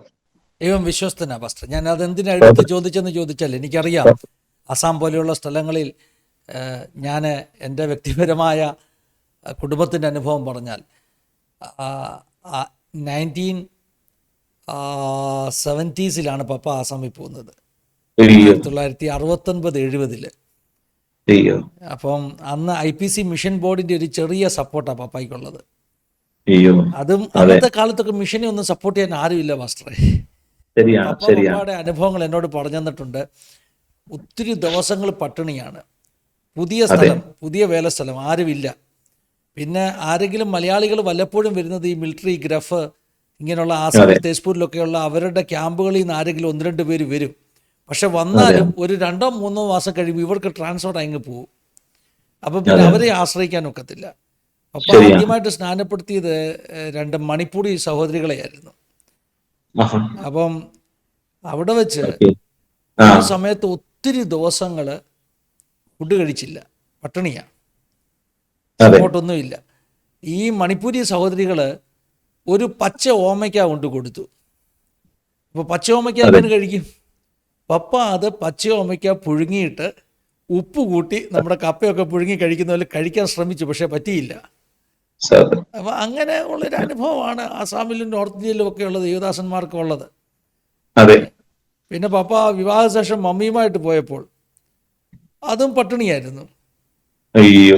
എൻ്റെ കുട്ടിക്കാലത്ത് ഞാൻ കർമ്മൽ സ്കൂളിൽ ആദ്യം പഠിച്ചു, പിന്നെ മൂൺലിൽ സ്കൂളിൽ പഠിക്കുന്ന സമയത്ത് ഞാൻ ഓർക്കുന്നുണ്ട്, മൂൺലിൽ സ്കൂളിലെ ഈ പിള്ളേർ മുകളിലോട്ട് കയറി നിരങ്ങുന്ന ഒരു സാധനമുണ്ടല്ലോ, എന്തോ അതിന് ഓ, പറയുന്നത്, ഓക്കെ ഓക്കെ ഓക്കെ. ഈ ആ ആ കാലങ്ങൾ, അതെ. എൻ്റെ ആ, പേരൊന്നും എനിക്ക് ഓർമ്മയില്ല. അപ്പോൾ അതിൻ്റെ അതെ. മണ്ടേ കയറി നിന്നാൽ, സ്റ്റെപ്പ് കയറി മുകളിലോട്ട് നിന്ന് നിരങ്ങുന്നതിന് മുമ്പ് ഇങ്ങനെ എത്തി നോക്കിയാൽ ഒരു 5-6 വീടിനപ്പുറമുള്ള പപ്പായൊക്കെ താമസിക്കുന്ന ഞങ്ങളുടെ വീട് കാണാം. ഞാൻ അതിൻ്റെ ഓക്കെ. മണ്ടയ്ക്ക് കയറി നിന്നിട്ട് എത്തിക്കുത്തി നോക്കും, കാരണം എനിക്ക് ഫുഡ് ഞാൻ ടിഫിൻ കൊണ്ടുവന്നിട്ടില്ല. അപ്പം ഓ, മമ്മി എന്നോട് പറഞ്ഞു വിടുന്നത്, മോൻ സ്കൂളിൽ പോയിക്കോ, ടിഫിൻ ഞാൻ അവിടെ കൊണ്ടെത്തിക്കാമെന്ന്. സ്തോത്രം. അപ്പം ഞാനിങ്ങനെ എത്തിക്കുത്തി നോക്കും മമ്മി വരുന്നുണ്ടോ എന്ന്. അതെ അതെ അതെ. അപ്പോൾ എത്രയോ അയ്യോ, അനുഭവങ്ങളാണെന്നറിയാം മാസ്റ്ററെ. ഒത്തിരി പിന്നെ ഒത്തിരി ഞാൻ ഉച്ചയ്ക്ക് കുട്ടികളെല്ലാം ഭക്ഷണം കഴിക്കുമ്പോൾ ഗേറ്റിൻ്റെ അവിടെ വന്നിങ്ങനെ നിൽക്കും, മമ്മി വരുന്നത് നോക്കി. തീർച്ചയായിട്ടും. പിന്നീടാണ് ഞാൻ അറിയുന്നത്, വീട്ടിലെ കസേരയോ മേശയോ എന്തെങ്കിലും വിറ്റിട്ട് എനിക്കുള്ള ഡാളും ചോറും വാങ്ങിച്ചു തന്ന ഒത്തിരി അനുഭവങ്ങളുണ്ട്. സ്തോത്രം. ഞാൻ ഓർക്കുന്നുണ്ട്, ഒരു അതെ. ദിവസം ഒത്തിരി പട്ടിണിയുള്ളൊരു സമയത്ത് ഞാൻ സ്കൂളിൽ നിന്ന് വീട്ടിലേക്ക് നടന്നു പോകുമ്പോൾ ആ വഴിക്ക് ഒരു ഒരു പേരയുടെ തോട്ടമുണ്ട്. രവി എന്ന് പറഞ്ഞൊരു അങ്കിളാണ്. അതെ. അപ്പം ഞാനിങ്ങനെ പോകുന്ന വഴിക്ക് ഈ രവി അങ്കിൾ ഈ പേരയ്ക്ക പറിച്ചുകൊണ്ടിരിക്കുക. അപ്പം ഞാൻ വെറുതെ അവിടെ നിന്നിട്ട് രവി അങ്കിളെ എന്ന് വിളിച്ചു.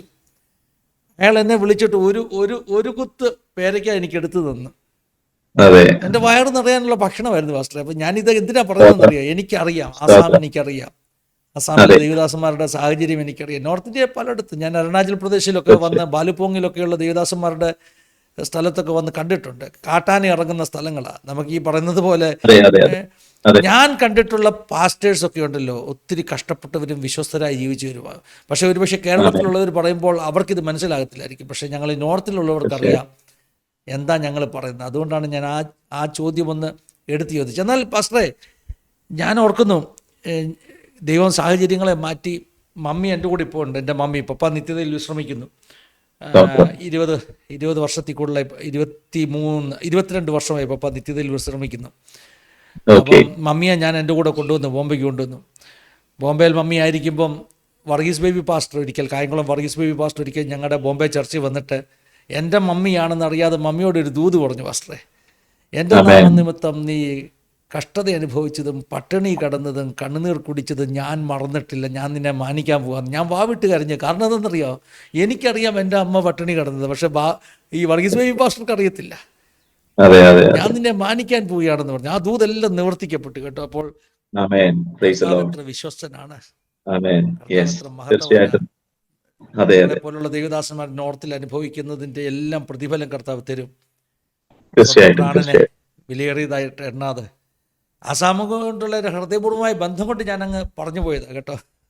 അതെ അതെ അതെ. ദൈവത്തിന് സ്തോത്രം, തീർച്ചയായിട്ടും. ദൈവത്തിന് സ്തോത്രം. സ്തോത്രം. എൻ്റെ ഓക്കെ. മമ്മിയുടെ സാക്ഷിയൊക്കെ നമ്മുടെ ചാനലിൽ കിടപ്പുണ്ട്. Okay okay. ദൈവത്തിന് ഞാൻ സ്തോത്രം. കാണാം. ഓക്കെ. പാസ്റ്ററെ, നമുക്ക് നമ്മുടെ പ്രേക്ഷകർക്ക് വേണ്ടി ഒന്ന് പ്രാർത്ഥിക്കാം. പാസ്റ്റർ തന്നെ നമ്മുടെ വ്യൂവേഴ്സിന് വേണ്ടി ഇനി എന്തെങ്കിലും ആഡ് ചെയ്യണമെങ്കിൽ ചെയ്യാം കേട്ടോ പാസ്റ്റർ. ഞാൻ സമയങ്ങളുണ്ട്, ഓക്കെ. എന്നാൽ എനിക്കറിയാം ഓക്കെ. പാസ്റ്റർ തിരക്കാണെന്ന്. ഇല്ല, നമ്മുടെ കുഴപ്പമില്ല. പ്രേക്ഷകർക്ക് വേണ്ടി പാസ്റ്റർക്ക് ചുരുക്കമായിട്ടൊന്ന് പ്രാർത്ഥിക്കാം. ഓക്കെ. പ്രാർത്ഥിക്കാം. കർത്താവേ, നന്ദിയോട് സ്തോത്രം സ്തോത്രം സ്തോത്രം. പരിശുദ്ധ ദൈവമേ, സ്വർഗീയ നല്ല പിതാവേ, ഇന്ന് ഈ നല്ല സമയത്തിനായി സ്തോത്രം. ഈ ഉച്ചയുടെ സമയത്ത് കർത്താവേ, ഈ ചാനലിൽ ഞങ്ങൾക്ക് ഒരുമിച്ചായിരിക്കാൻ കർത്താവ് നൽകിയ നല്ല സമയത്തിനായി സ്തോത്രം. കർത്താവേ, ഈ ചാനലിൽ കൂടെ കർത്താവെ അനേക അനുഭവ സാക്ഷ്യങ്ങള്, ഹല്ലേലൂയ, ഈ ചാനലിൽ കൂടെ അനേക മറ്റ് പ്രോഗ്രാംസ് ഒക്കെ ടെലികാസ്റ്റ് ചെയ്യുന്നത് കേൾക്കുന്ന കാണുന്ന അനേകർക്ക് അവരുടെ വിശ്വാസ ജീവിതത്തിനൊരു അനുഗ്രഹമായി, അവരുടെ വിശ്വാസ ജീവിതത്തെ ഉറപ്പിക്കുന്നതായി തീരുവാൻ കർത്താവ് ഇടയാക്കണമെന്ന് പ്രാർത്ഥിക്കുന്നു. ഈ ചാനൽ പ്രോഗ്രാമിനെ ഞാൻ അനുഗ്രഹിച്ച് പ്രാർത്ഥിക്കുന്ന കർത്താവെ, ഇത് അനേകർക്ക് ദിവസം ഉണ്ടായിട്ട് വലിയ അനുഗ്രഹമായി തീരട്ടെ. ഇത് കാണുന്നവർ അനുഗ്രഹിക്കപ്പെട്ട് കർത്താവെ, ഇതിലൂടെ ദൈവനാമം മഹത്വപ്പെടുവാൻ കർത്താവ് ഇടയാക്കണമേ. ഹല്ലേലൂയ. ഈ രാവിലെ സമയടിയിലും കർത്താവ് ഈ ചാനലിൽ കടന്നു വരുവാൻ എപ്രകാരം ഒരു അവസരം കർത്താവ് നൽകി തന്ന കൃപകൾക്കായി സ്തോത്രം. കർത്താവിന്റെ ശേഷദാസനായി സ്തോത്രം. അല്ലെങ്കിൽ ഞങ്ങൾ ഒരുമിച്ച് പ്രകാരം സംസാരിപ്പാനും അനുഭവങ്ങളെ പങ്കുവെക്കുവാനും ഷെയർ ചെയ്യുവാനും ഒക്കെ കർത്താവ് നൽകിയ നല്ല അവസരത്തിനായി നന്ദിയോടെ സ്തോത്രം ചെയ്യുന്നു. ഈ ചാനലിനെ ഞങ്ങൾ ഒരുമിച്ച് അനുഗ്രഹിച്ച് പ്രാർത്ഥിക്കുന്നു കർത്താവെ. തിരുനാമ മഹത്വം എടുക്കും അത്ഭുതങ്ങളെ കർത്താവ് ചെയ്യണമേ. അവിടെ നിങ്ങളുടെ പ്രാർത്ഥന കേട്ടിക്കാറ് സ്തോത്രം ചെയ്യുന്നു. യേശുവിന്റെ തന്നെയുള്ള നാമത്തിൽ തന്നെ. ആമേൻ. ആമേൻ. പിതാപുത്ര ആമേൻ. പരിശുദ്ധാത്മാവാകുന്ന ത്രിയേക ദൈവത്തിന്റെ കൂട്ടായ്മ സഹവാസക്കാവിൽ നാം എല്ലാവരുടെ പേരിലും പ്രത്യേകമായി നമ്മുടെ നടുവിൽ കടന്നു വന്ന ജീവിതാനുഭവങ്ങൾ പങ്കുവച്ച പ്രിയ മനുഷ്യ പാസ്റ്റർ മേൽ, തന്റെ കുടുംബത്തിന് മേൽ, ശുശ്രൂഷകളുടെ മേൽ ഇന്നു മുതൽ എപ്പോഴും എന്നേക്കും ഉണ്ടായിരിക്കുമാറാകട്ടെ. ആമേൻ. ആമേൻ. താങ്ക് യു പാസ്റ്ററെ. ഒരു പ്രാവശ്യം നന്ദി പറയുന്നു. Thank you so much. ഞങ്ങൾക്ക് വേണ്ടി വേർതിരിച്ച് നൽകിയതിൽ ദൈവം ധാരാളമായിട്ട് അനുഗ്രഹിക്കട്ടെ. കുടുംബമായിട്ട് Thank you, അനുഗ്രഹിക്കട്ടെ. ആസാമിനെ ദൈവം അനുഗ്രഹിക്കട്ടെ. Thank you. സ്തോത്രം. Thank you. Thank you pastor.